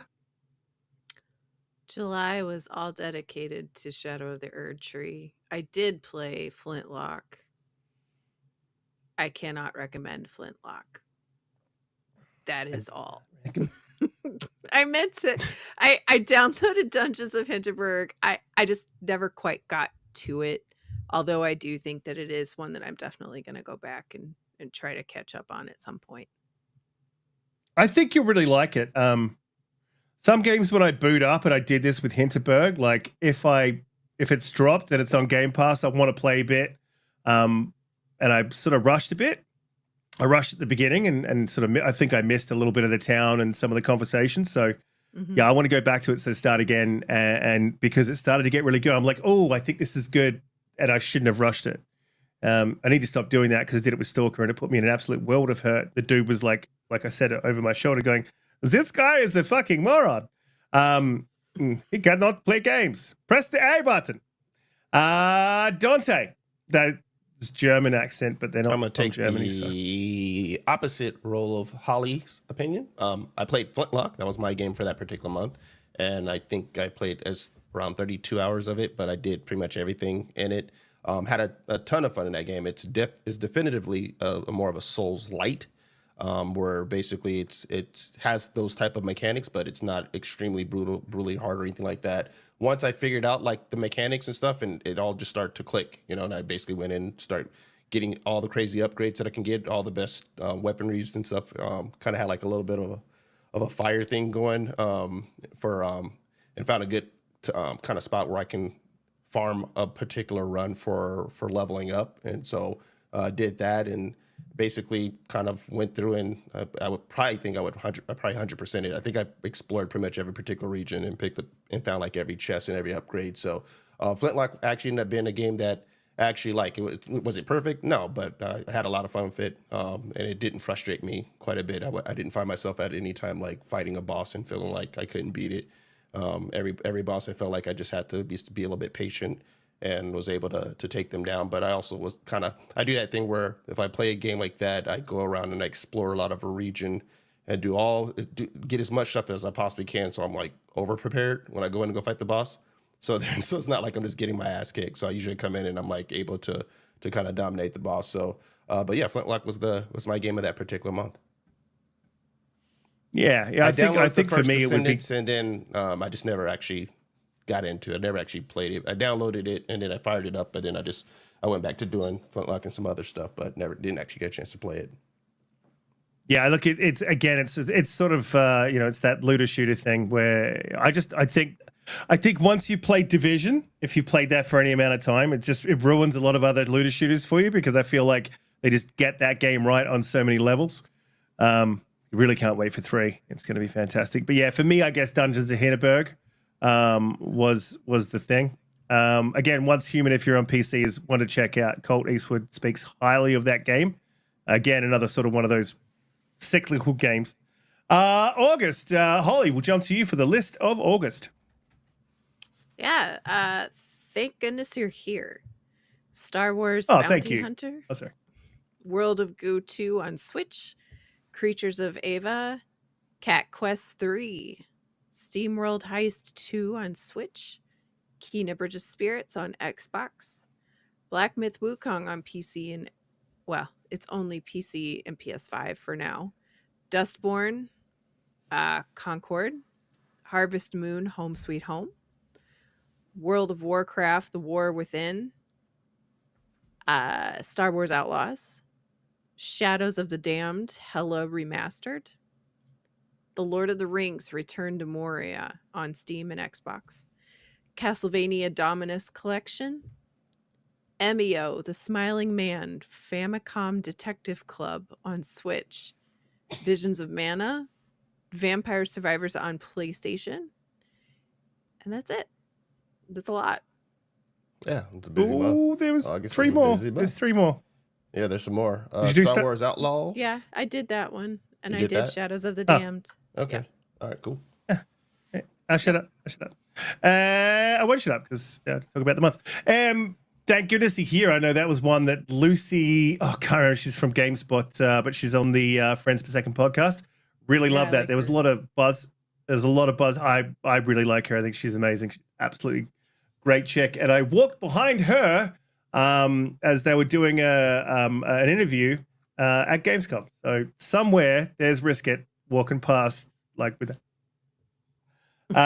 So look out for me. So she really loved that. Star Wars Bounty Hunter was that, I think it was the sort of bringing the mobile game in or the remake, and it just did not look the goods to me, so I didn't have much to do with that at all. Kena Bridge of Spirits, that's one that I played back on the PS5. Really loved it, really recommend it. If you haven't played it, absolutely play it. It is a brilliant, beautiful, amazing game. It sort of has a cozy element to it, but it is... I would say for that month back in the day on PlayStation, that was my game, but obviously at this time it wasn't. Black Myth Wukong. It was not on Xbox Series X, obviously with the controversy, and we still have not seen it. So, but I hope they get that game optimized and out the door soon for the Xbox. Concord. That's it. That's my hit right there. PlayStation really moved on from that one. Damn. Yeah, again, we talked at length about Concord, and everyone knows what I think.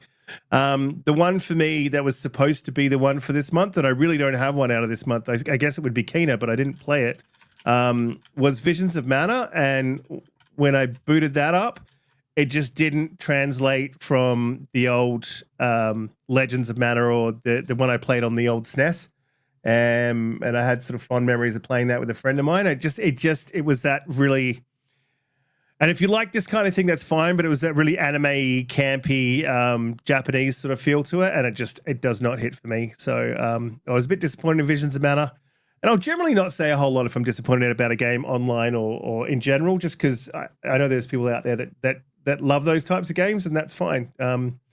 I think you should put out that positive energy. Star Wars Outlaws. Oh, again, that's another one. I did say a fair bit about this one. I was just like, how do you make a PS1 game in 2024 coming out of that studio, that storage studio, the studio that has involvement in the Division?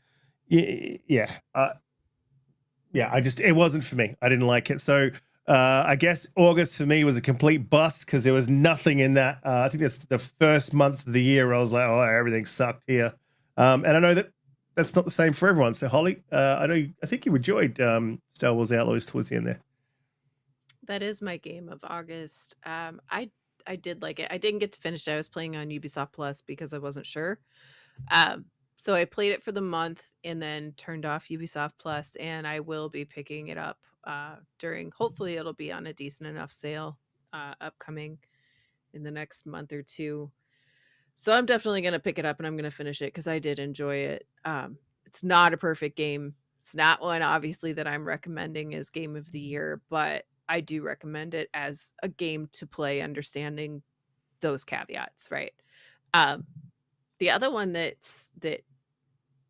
isn't highlighted here in your notes, but did worse or just about as bad, I think worse than Concord, was actually Dustborn.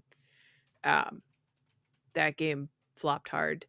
And then as far as Visions of Mana, so I was actually interested in playing this game, but I didn't because I didn't quite want to spend the money on it because I wasn't sure, because I hadn't played one of those, and I'm not a big anime fan or Japanese game fan. I am on certain genres. I'm kind of picky. But is this so? They just dropped 2 or 3 of these mana, because this is a whole series, right? The mana games. They just dropped 2 or 3 of these into Game Pass 2 or 3 weeks ago. I know Tears. I think it was Tears, and then was Visions one of them that dropped in? It was only like no. It'd only been out. Yeah, Visions was like the latest release, and then Tears and all that. Those ones are the top down, sort of the old school style 8-bit sort of looking ones. So Visions was not one of those, right? No. No. Okay. Yeah. Okay. So I'll keep an eye on it, but there's so many games and I have so much I haven't played that I own already. But if it comes to Game Pass, I'll try it. But that's it. It isn't Game Pass. It isn't Game Pass. That's what I was just asking you. It's not. It didn't. It did not drop in Game Pass. It was a big deal because people thought it was going to be, and it did not. And then they just dropped 2 or 3 mana games, like 2-3 weeks ago, into Game Pass. It was a big surprise for the Tokyo, wasn't it? The Tokyo Game Show when they talked about that. Oh yeah, okay. Well, why did everyone think this was coming to Game Pass then? Because it was advertised for Game Pass, right? Oh, why does that keep happening? That happened with Space Marine. I was like, why does everyone think this is never advertised for? I think it's just because there's a lot of there's a lot of the Warhammer games, right, that have come to Game Pass. So it's probably just the assumption, right, that the next the previous one will be. That did come to Game Pass. So I think so. But yes, this was not, and I can't imagine them not having it in Game Pass and then putting it in Game Pass like 2 months later, because if you bought it, you'd be pretty irritated with that, right? So anyway, that's my thoughts on that happens all the time.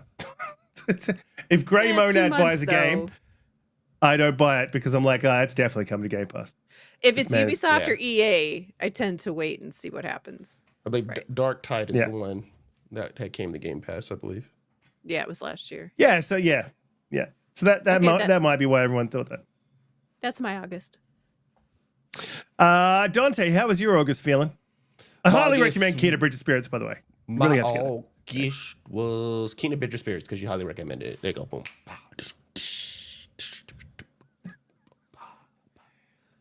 I'll be here all day. All right, Star Wars Outlaws was my game. So I had a lot of fun with this game. Yes, we can make arguments about like the stealth mechanics aren't really great stealth mechanics, and I can make arguments about how the takedown animation they could have switched that up a little bit. You know, how many times can she just knock someone else out with like one punch? But outside of that, like I played the game and enjoyed it for a Star Wars adventure. Like I love the going to the different planets, meeting the different types of characters, the different factions, like working for one, kind of crossing the other one, and then building my reputation back up with one after, you know, if I did one and it got found out and it lowered the reputation, getting that reputation back so that way I had everybody's reputation where it needed to be before I took on like the final mission. That was really cool. I love like even the space combat stuff. That was really cool. And then also like kind of decking out my blaster. The shooting mechanics I really liked, even with like the little kind of the reload thing. I kind of understand why it was you would have the stun feature, and the stun feature was like on a delay. And I kind of understand that because otherwise you would just be stunning everybody, right? And you know, there wouldn't be a reason to actually just kind of, if you just want to kind of stealth everything, you just stun everybody and kind of walk where you need to do. So I understand why they did that. But yeah, if anything I would change, I probably would have just changed the some of that mechanic stuff in terms of made the stealth stuff felt like really inconsequential, where it was like super simple to not get really detected for the most part. And the mechanic of when you start taking someone down, like I wish it would have been a little bit more like, you know, maybe she's using something to zap people sometimes, or a few different things that happens where like, you know, she is choking someone out or something like that. But the one-hitter quitters, I thought like, all right, change that animation up a little bit to make it a little bit more, make some of the takedowns a little bit more unique. But outside of that, in terms of just a pure Star Wars adventure, it performed pretty well on the Series X, which I played it on. And I love going to the different planets between Tatooine and basically just working for all the different factions. So I really bought into that role play aspect of it, and I actually had a really good time with it. So I would recommend it for anyone who loves Star Wars and wants to play a good, cool Star Wars adventure game. Yeah, I mean, I really do love Star Wars, and it's just that it is that one hit stuff. I think you could have turned those sort of those fights into like actual back and forth fights would be really cool for the melee stuff, and the dropping of the making a stealth thing. That's the problem. Like, so if you make it a stealth thing, it has to be a quick takedown. So it's like, don't make it stealth. You know, maybe have it where you have that approach where or the blend in, because like later you can acquire, like at least for the Imperial stuff, you can acquire one of their garments where you can walk into an area and get less detected. I don't know, but that was a weird thing.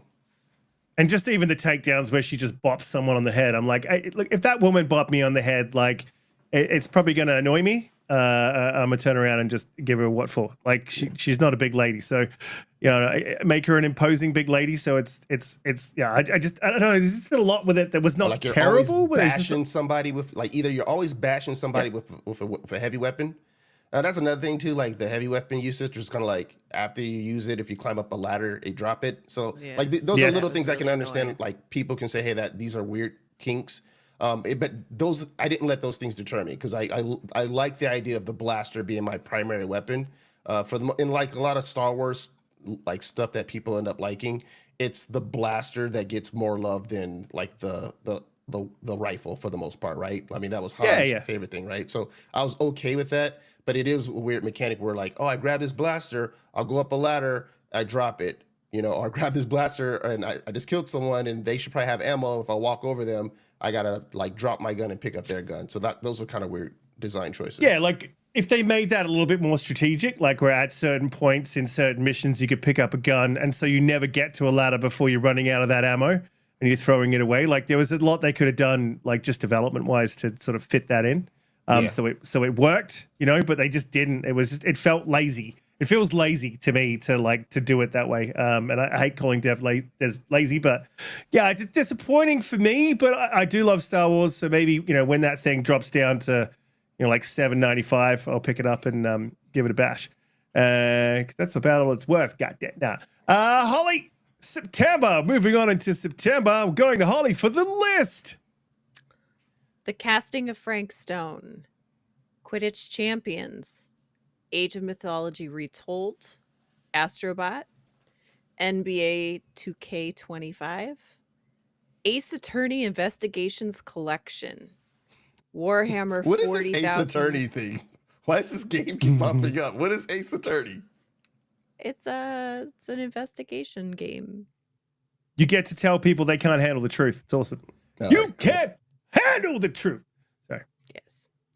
Warhammer 40,000, Space Marine 2, Yars Rising, Vampire the Masquerade, Reckoning of New York, Rugrats Adventure in Gameland, Test Drive Unlimited Solar Crown, Funko Fusion, Final Fantasy 16 on PC, The Plucky Squire, Inotria The Last Song on PC and PS5, Dead Rising Deluxe Remaster, God of War Ragnarok on PC, Frostpunk 2 on PC, Ara History Untold on PC, Pal World on PS5, Epic Mickey Rebrushed, Greedfall 2 on PC, Lollipop Chainsaw Repop, The Legends of Zelda Echoes of Wisdom.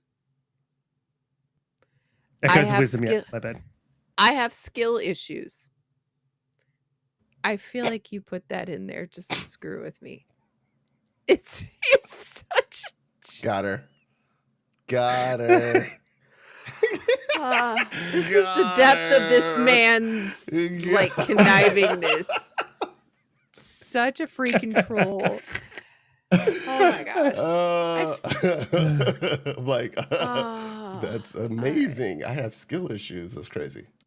Earth Defense Force World Brothers 2, EA Sports FC 25, and Starfield Shattered Space. Dick. I wasn't sure if you'd dick. I wasn't sure if you'd pick that up, because if you can see, it says The Legend of Zelda Echoes of Wisdom where it's slipped across, and I'm like, I might just slip it in here. I wonder if she'll read it. And she did. I love that. You're like, I have skill. Hang on a goddamn. Well, September was very special for me for just that reason. So that was enough for September to exist for me to take the piss out of someone. Age of Mythology. I played a bunch of that. Haven't quite completed the campaign. Need to get back to it. I literally built, if you go onto my Twitter and you can find it and type in Age of Mythologies, I literally made a cardboard box to sit on my couch for my mouse and my keyboard. It's fantastic. It did mess with my wrists after a while. And I was speaking to a 3D printer to have that printed so I could do that stuff on my couch. Really loved it. Really highly recommend it. It's just good fun. It can be like long and drawn out. I actually dropped the difficulty on it, not because I couldn't beat it, but it's just it was like it took a long time to keep defending and building up my forces. Whereas if you put it on easy, you can just build up your forces and go and max people. I love it. Astrobot, that game, so good. So good. Astrobot was so good. I love that game. That's probably going to be my game in September.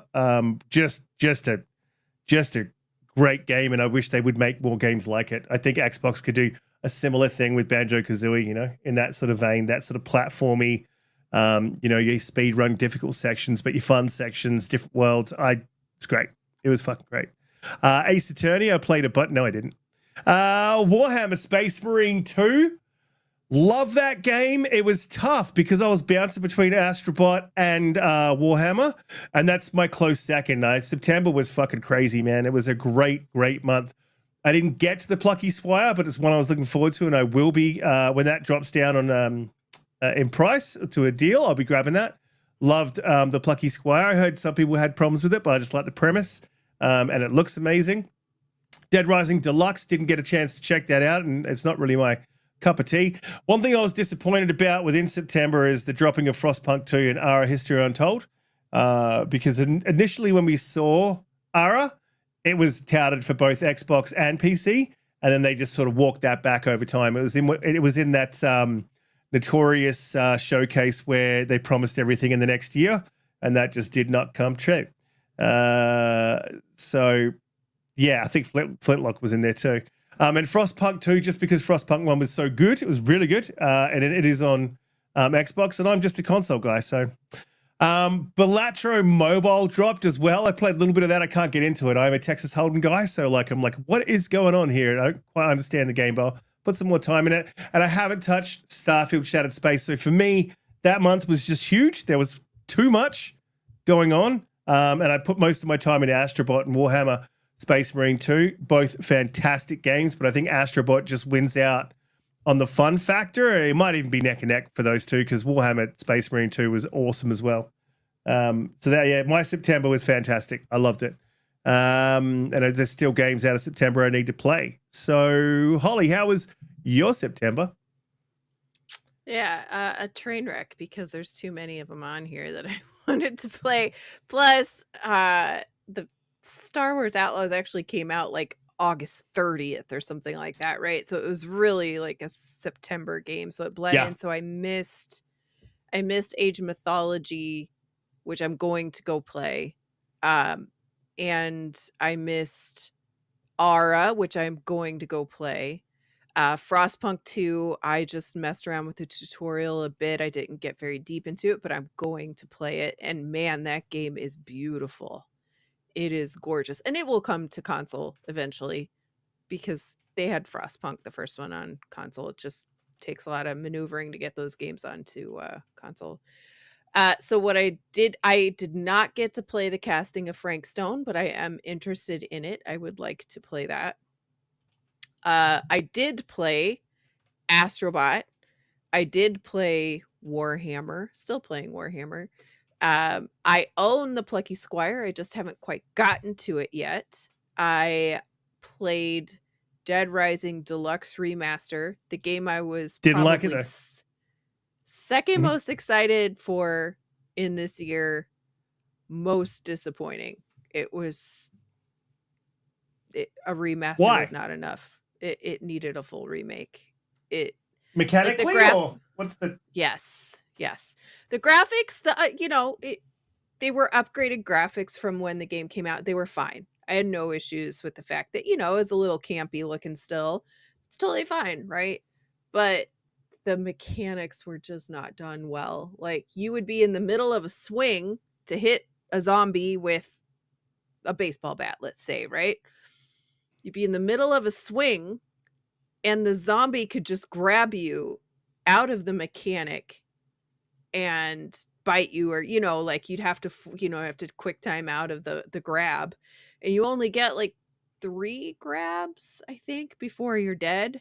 And it resets back to before like the last save point that you had. And it just got exhausting. And like the timing on the mechanics for the fighting was just off. It was very slow. It just wasn't intuitive. It didn't make sense. I would hit the button and then eventually it would happen. And in the meantime, the zombie grabs you and you're down again. Like, it was just, it was really disappointing because I was really looking forward to that. But Astrobot is my definite game of this month. No question. Oh, yeah. Me. Yeah, hands down, it was just fun. And not even that a lot of people were sort of shouting out the nostalgia aspect that, like, maybe that's sort of pushing people's opinion along. But for me, nothing to do with nostalgia. It's a great game. Donte, how was your September? Space Marine 2 was mine. That's the game that had its hooks in me and the boys. But yeah, that game was just mad, stupid, dumb fun, man. Dropping with the boys, go into a particular area, run an operation. I need to still go back and actually finish the campaign because it's weird. Like, we started off playing a campaign, and then once we all start jumping in operations, like, we end up forgetting about it. And I'm like, oh wait, there's a story. Like, there's a story and there's lore. There's lots of lore. So much so that, like, it can make your head spin trying to figure out, like, who's what and why is all this happening. I just want to say that the Warhammer universe is a universe I would never ever want to live in. Because it's basically hell, put it like that. But anyway, yeah, that to me, I understand, like, Astrobot was probably like was pretty big. I think those probably were the 2 biggest games. But wouldn't knock anyone if Astrobot ends up being the one that, like, they felt was a bigger game. But to me, I thought Warhammer was right up there, and that's the one that had my attention and efforts. So yeah. I mean, for me, it was a close sort of pick. I've sort of put down. I've been writing down which one was my best of the month as I go through, and I've sort of got Astrobot, Space Marine there because they're both just fantastic games. Good. Space Marine was good to see, like just a return to, that just brutal sort of shooter 360 feel. Like, oh, we're men doing manly things, killing manly bugs. Like I just love that no brain dude bro stuff. Someone took the piss out of me on Twitter for like loving the dude bro box, and I'm like, I'll take it. Whatever, man. There's some good shooters on there. Holly, October list. Let's right. do it. This is a and long the nominees one. are. Yeah. The nominees we have Batman Arkham Shadow on MetaQuest 3, Predator Hunting Grounds, Throne and Liberty, Until Dawn on PC and PS5. That's the remaster.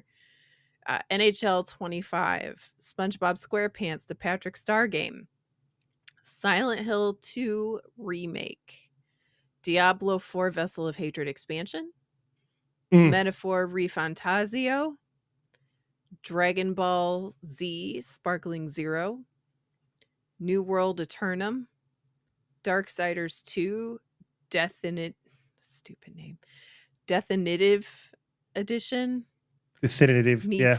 I feel you. Definitive.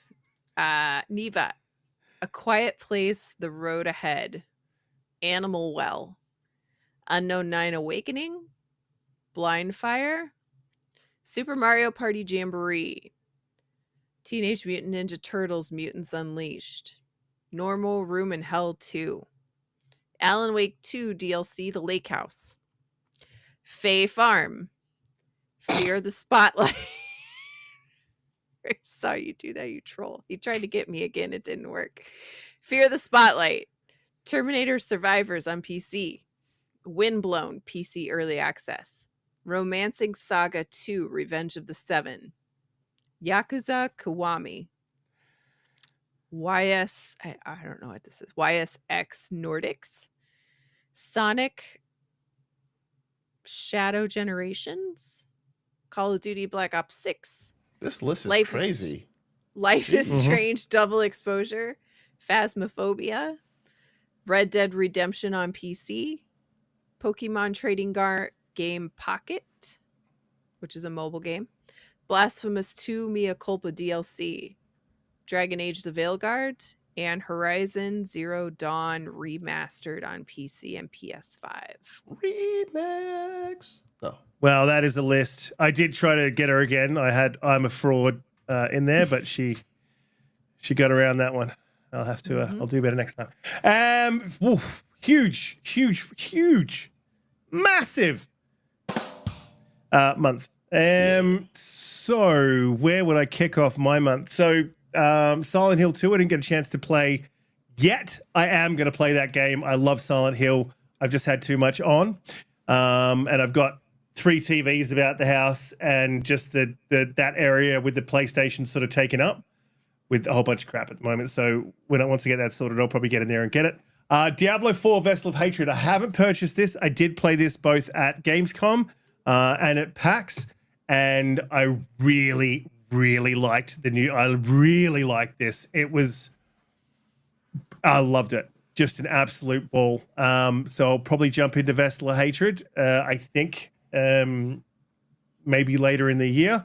Metaphor Refantasio. I played the demo. I did not like the game. A lot of people loved it. It was trash. Black Viking, if you're here, trash.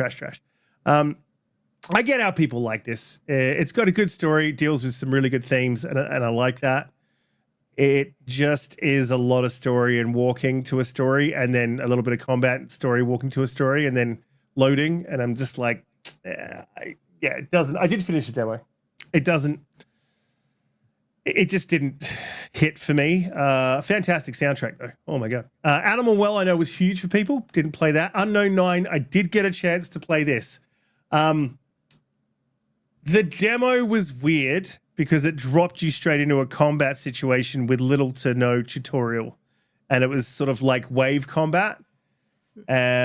Cool concept. So you're like launching yourself into other people, and then it's sort of like TTS sort of thing where you can line them up into an attack on someone. then jump into another person and line them up into an attack. It could be good, but just the demo did not give it a good showing. And I would like to see. I'll speak to someone who has played it. I know that Kay was going to get it, so I'll probably speak to Kay and see what he thinks of it, because I think it has potential, but from all reports, didn't look great. Blind Fire, good concept. Played a bit of that. Didn't like it. Alan Wake DLC, I need to get into that. Terminator Survivors, bring it to Xbox. Call of Duty Black Ops has taken up most of my time. I love this game. It is just fun. It is just great fun. It is on Game Pass. If you haven't played it and you don't like Call of Duty Twitch shooters, I get it, but please play the campaign. It is amazing. Loved it. And the one that I probably need that's going back into my backlog is going to be Dragon Age Valguard, because I don't know, there was a lot of controversy around it, and from what Colt was saying, the campiness of the modernization of that sort of setting doesn't feel right to me either. So yeah, I will probably play it when it drops into a serious discount, and then it's another discount one for me. But for me, this has got to be Call of Duty. It's taken up a lot of my time and will continue to take up a lot of my time. I need to get an Alan Wake DLC. Holly, how did you feel about this October? I mean, I've been waiting for October 25th for a very, very long time, which was the day that Call of Duty came out. But beyond Call of Duty and my love for Call of Duty and all the dumb stuff that I talk about with that, the Lake House, I finished it. It's very good. It's very interesting. I really, really enjoyed it. I liked it a lot. The other game this month that honestly is very hard to, not put ahead of Call of Duty for the fact that it's Call of Duty is Silent Hill 2, the remake. It is really good. That good. It's beautiful. Okay. It is intense. It is suspenseful. It's all of the things that you want, and it's just really fantastic. I liked Blind Fire. Just I don't have time for that with Call of Duty and everything else. I do want to get got time for that. Right. Sorry. And I do want to get Phasmophobia, because Red Wolf says that that's like terrifying, and he just pushes all the time for people to get it. And if you try to play it in because you played it in VR too. He played it in VR, and he was like, yeah. And I don't know that I could play it in VR, but it's intense. Yeah. So that's on my I'll pick it up list. Other than that, nothing else on this list is really for me. But that's a lot in its own. That's all. It's a big list. Mm-hmm. It's a big list. It is a very big list. Donte, how are you feeling about this October? So October, it's pretty impressive, and a huge release of games. So it seems like everybody was finally ready, and I'm not setting myself up for the. So I caught myself. I was about to say something, but I caught myself. There. All right. I didn't mean it when I said it. All right, so my games, I was going to go off the games that I played and that really stuck out for me. I love Call of Duty Black Ops 6, especially I enjoyed the hell out of the campaign. It's one of the better ones that I've played in quite some time. I think it's excellent. So it's best. It's the path that they need to continue, where they're putting forth a lot of effort. I love kind of like the variety of some of the missions, right? Where like there's you're doing like kind of standard Call of Duty linear stuff. Then you'll do one that's obviously kind of sneaking, but then you'll do one where it's kind of like it's almost semi-open world, which is pretty cool. And then there's one where it kind of becomes almost like I don't want to ruin it, but there's a surprise in one of the later missions that ties into another mode that I think is done really, really well. So Black Ops was excellent. So I was very happy that came out and it performed well. Love Dragon Age. Like I say, I have about 82-ish hours or something like that before I finally completed it. I actually did something I haven't done in quite some time. I played it pretty much all day yesterday, and I finally I got to a point where it was like 2 a.m. And I'm like, all right, man. It gives you that warning where it's like, hey, you're about to go into like the last chapter. So like, if you start this, there's like, you won't be able to go back and do anything else. And I'm like, well, I'm fully prepared. Everybody's leveled up, and I got all of my allies. And I'm like, hopefully, maybe that it's like 45 minutes, and I'll be done by 3 or whatever. I finished at 4:30. So, and I was like, wait, the sun's coming up. What am I doing? Like, it's like I need to go to bed, right? So yeah, that was really, really excellent. Love the combat in it. Definitely enjoyed the story. I don't get the complaints about the dialogue. I think some people are overblowing that. There's some hammy parts in it, but it's like, hey, these are games. They're not all for the adult. Something can be sometimes something for a younger crowd that they're trying to bring in a new audience to play these particular games. So I didn't have any issues with any of that. I loved Alan Wake 2, so I will end up playing the DLC for the Lake House. But I need to also finish Alan Wake 2.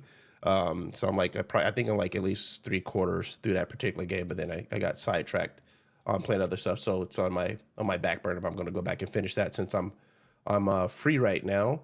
And let's see. I've heard good things about Metaphor. I'm not for sure if I'm going to try that one, but I've heard good things in terms of like not only the gameplay, but like I hear the story's really intricate as well, and that they tackle some pretty like adult topics in a nuanced way. So I might check it out. We'll see. And I'm a fan of Diablo 4, so I do have to go back and actually try the Vessel of Hatred. So it's a really cool month, I would think, in terms of a lot of different good games that were out there. Just for obvious reasons, 2 games pretty much consumed all my time between Call of Duty for playing the campaign and a bunch of zombies, and also playing a ton of Dragon Age. So yeah, it's a great month. It's a great way to kind of finish and round out the year, and hopefully the next between this month and next month, we got a couple of days for what's the game? Help me out here, people. Stalker. Yeah, a couple days for 2? Stalker. So hopefully, everything seems like that one's gonna be a pretty good one in terms of how the early buzz is coming. I keep hearing about it. And then hopefully Indiana Jones is able to surprise some people and actually end up being a bright spot for Xbox and gamers in general, since it'll eventually be on PlayStation 2. So good way to finish out the year. Yeah, and we would go into November, but I don't really feel like anything's sort of hit quite hard enough. Not there yet. Trying to dodge. Nah. We need Stalker to come out, and then we can revisit that. But we need Stalker to come out and then revisit. Yeah, I think even Flight Simulator is like one that I think it's sort of geared more towards a little bit more. It's got some casual stuff in there for casual audience. Like I spent a lot of time flying into a particular person's house on the first one. That was fun. But I'm just immature like that. I flew into my mother-in-law's house as well. Oh, okay. Yeah. Like when you say flew into the house, you mean like you like Crashed your plane into the house? Yeah. He says Yeah, it's fun. Like flying there. My objective was to crash my plane into the house. What's wrong with that? I don't. That's it. Oh, That's good. do what you gotta do. So yeah, I think we should.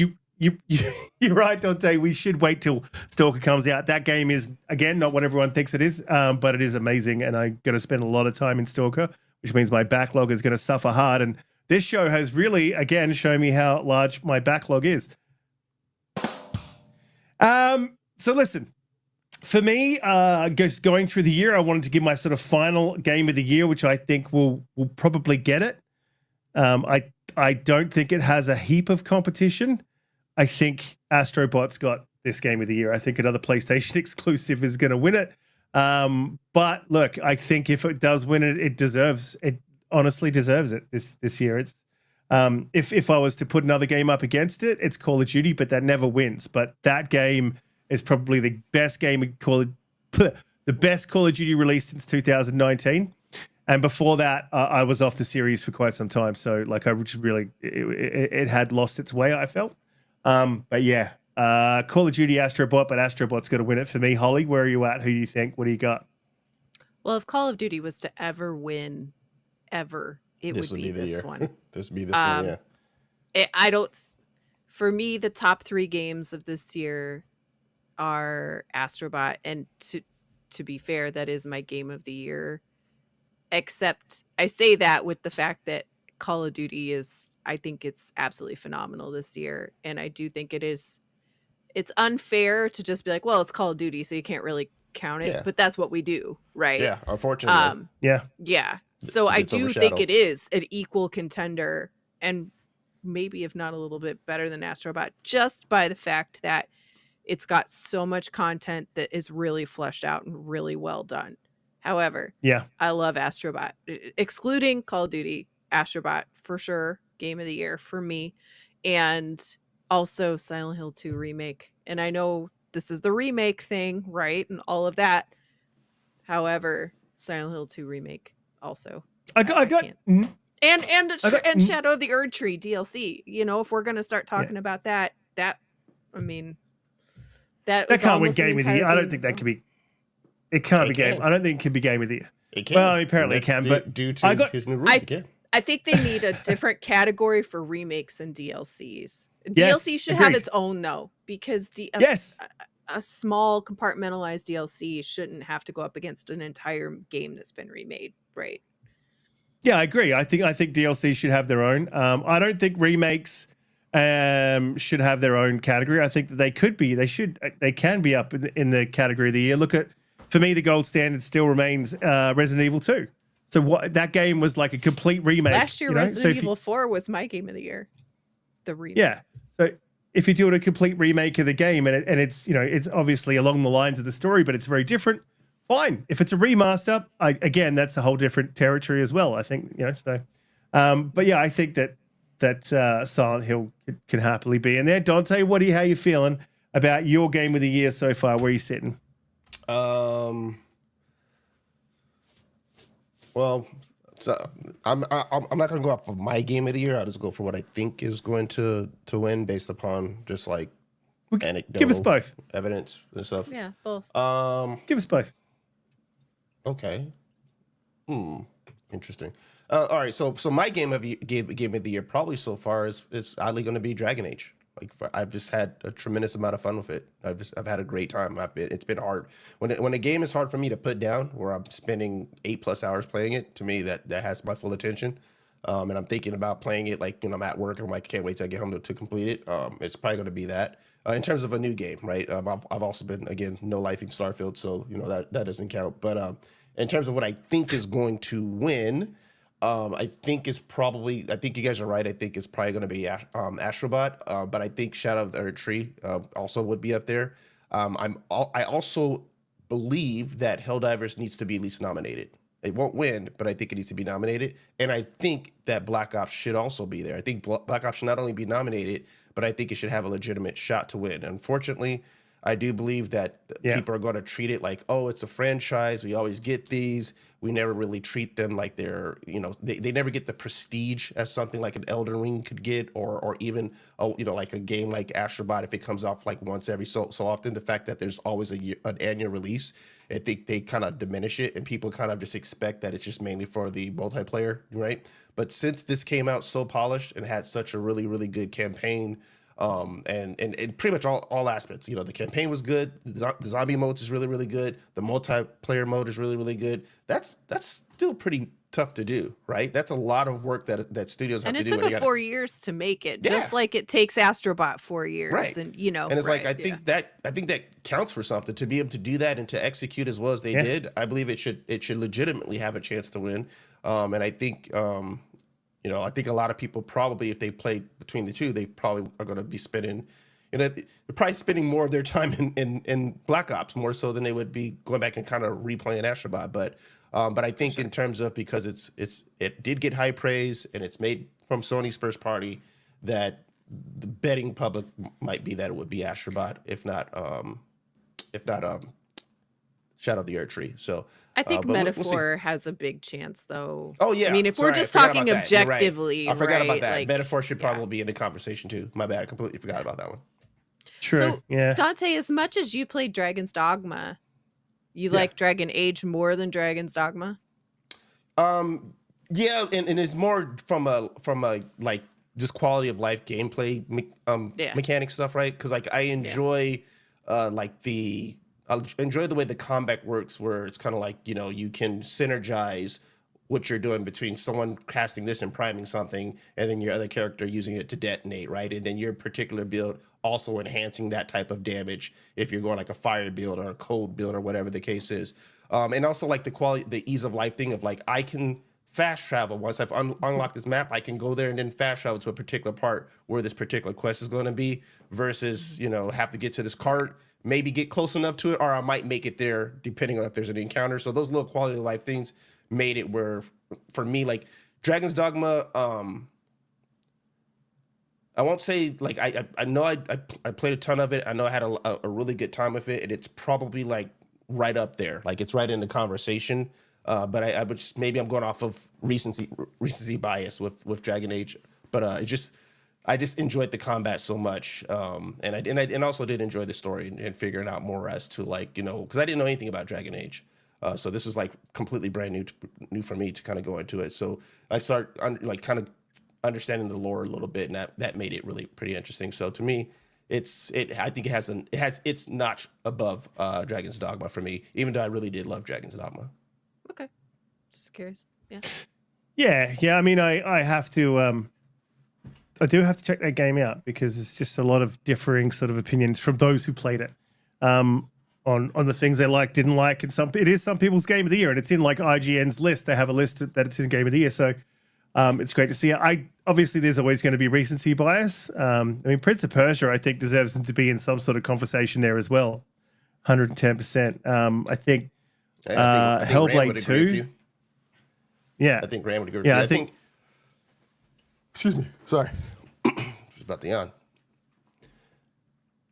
But I think Hellblade 2 as well needs to be in the conversation. Like just if there's a graphical showcase, sort of, you know, tech sort of section. From that standpoint, it will from a technical works. standpoint. But yeah, I think the story and like maybe it needs to be ramped up more in terms of the action mechanics and stuff for it to have. It needed to have done something more to get more. Acknowledgement and praise from especially from the average gamer, where they're like, the fun factor is also there, right? For it to kind of be within that conversation. But from a technical standpoint, I agree, it should definitely get recognized from a technical standpoint. I just don't know that. I don't know its gameplay mechanics and story hit for everybody. Even though it did for me, I'm not gonna argue with someone who says this is why it didn't for me. You know, if that makes sense. Yeah. And I agree. Yeah. There's enough weaknesses to pick at to say. Exactly. Yeah. It's that part right there. Yeah. Yeah, agreed. And Black Myth Wukong might be in that too for Game of the Year. Sorry. No, that's true. Black Myth Wukong might be in there, especially because it's a PlayStation exclusive. So you know that Keeley will like shoehorn that motherfucker in there so and hard. Warhammer. Be like, I feel like it's fair to put Warhammer in the conversation too, just because everybody loved it. It was really well done. It's fun. Like, there's nothing wrong with giving a game an award because it is just the most fun out of everything, right? That's the whole point of playing games, right? Like, is it fun?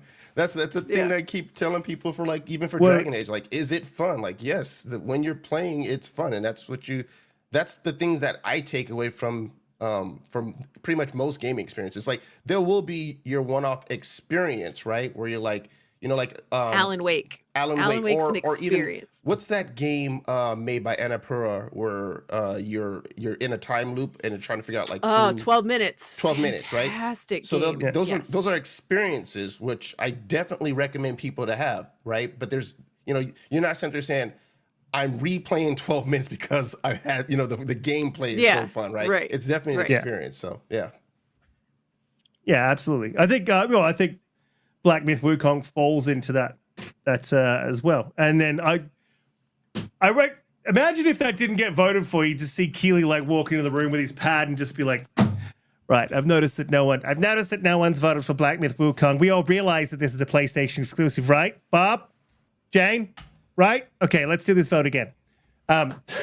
So I don't know. He probably doesn't. He probably doesn't. That probably doesn't happen. He doesn't slap coffees off tables, slam down pads, and rig the vote. Keeley would never do such a thing. Right. Look, it's been a fantastic. We just make up rules so that PlayStation can win prizes. No, it's been a fantastic show. We had a fantastic conversation about what's happened. It's good to look back on the year. It's also sort of good to have the nostalgia in the back of my mind of where I was and what was happening when these games came out. Like, a lot's happened this year for me. Again, IRL, I've said that 3 times, but it really, really has. My life has changed significantly. I'm looking at selling my children for medical experiments now because there's a money. No, kidding. That's not happening. All right. Okay. If anyone's seen Monty Python, they'll laugh at that. I'm probably too old. But Holly, thanks for coming back 2 days later and giving us your role. Fantastic readouts. I'll send this to Keely as a like a resume sort of podcast so that we can get you in the door. You can hang out with Keely. He's a fantastic guy. Really nice to me when I met him. Letting people know where they can find you. How your week is. I've taken a lot of shots at Keely at show. How your week is and all that stuff.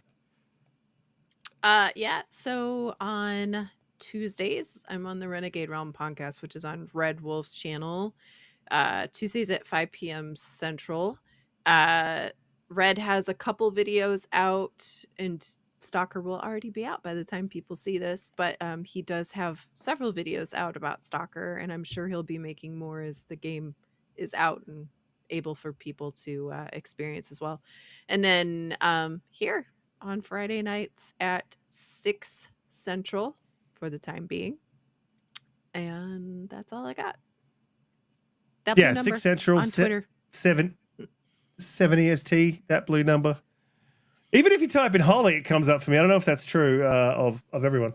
There's probably hundreds, thousands Hollies. Donte, fantastic show. Really appreciate your input. Again, let people know where they can find you, what you're up to. Catch me on the social. No, joking. No, catch me on the social platforms. Twitter X, Donte J Moody, and Blue Sky Donte J Moody. Also on on Xbox, Bringing 113. And obviously, you can catch me here on Fridays. I'm gonna be late due to the time change because I don't get off work until 6, which is 8 Eastern. So I will be late, but I will catch you guys then. So yeah, unless we can I still haven't had that discussion, but unless we can sort of push the show back a little bit or try to find sort of a happy medium there, but as they say, happy wife, happy life. If I take up another hour of her time, she ain't gonna be happy. But there might be some changes that might help there, so we'll talk about it in the green room. But guys in the chat, if you did come through, watch the pre-record, we really, really appreciate every single one of you. I'm always trying to be in the chat every time we go live. Even though I'm usually traversing the West Australian countryside. But yeah, absolutely fantastic week. Thank you guys for coming through. Chat, thank you guys for coming through. And we will see you all next week for the live show. Is it next week? Bye. Or the week after? Next week. Oh.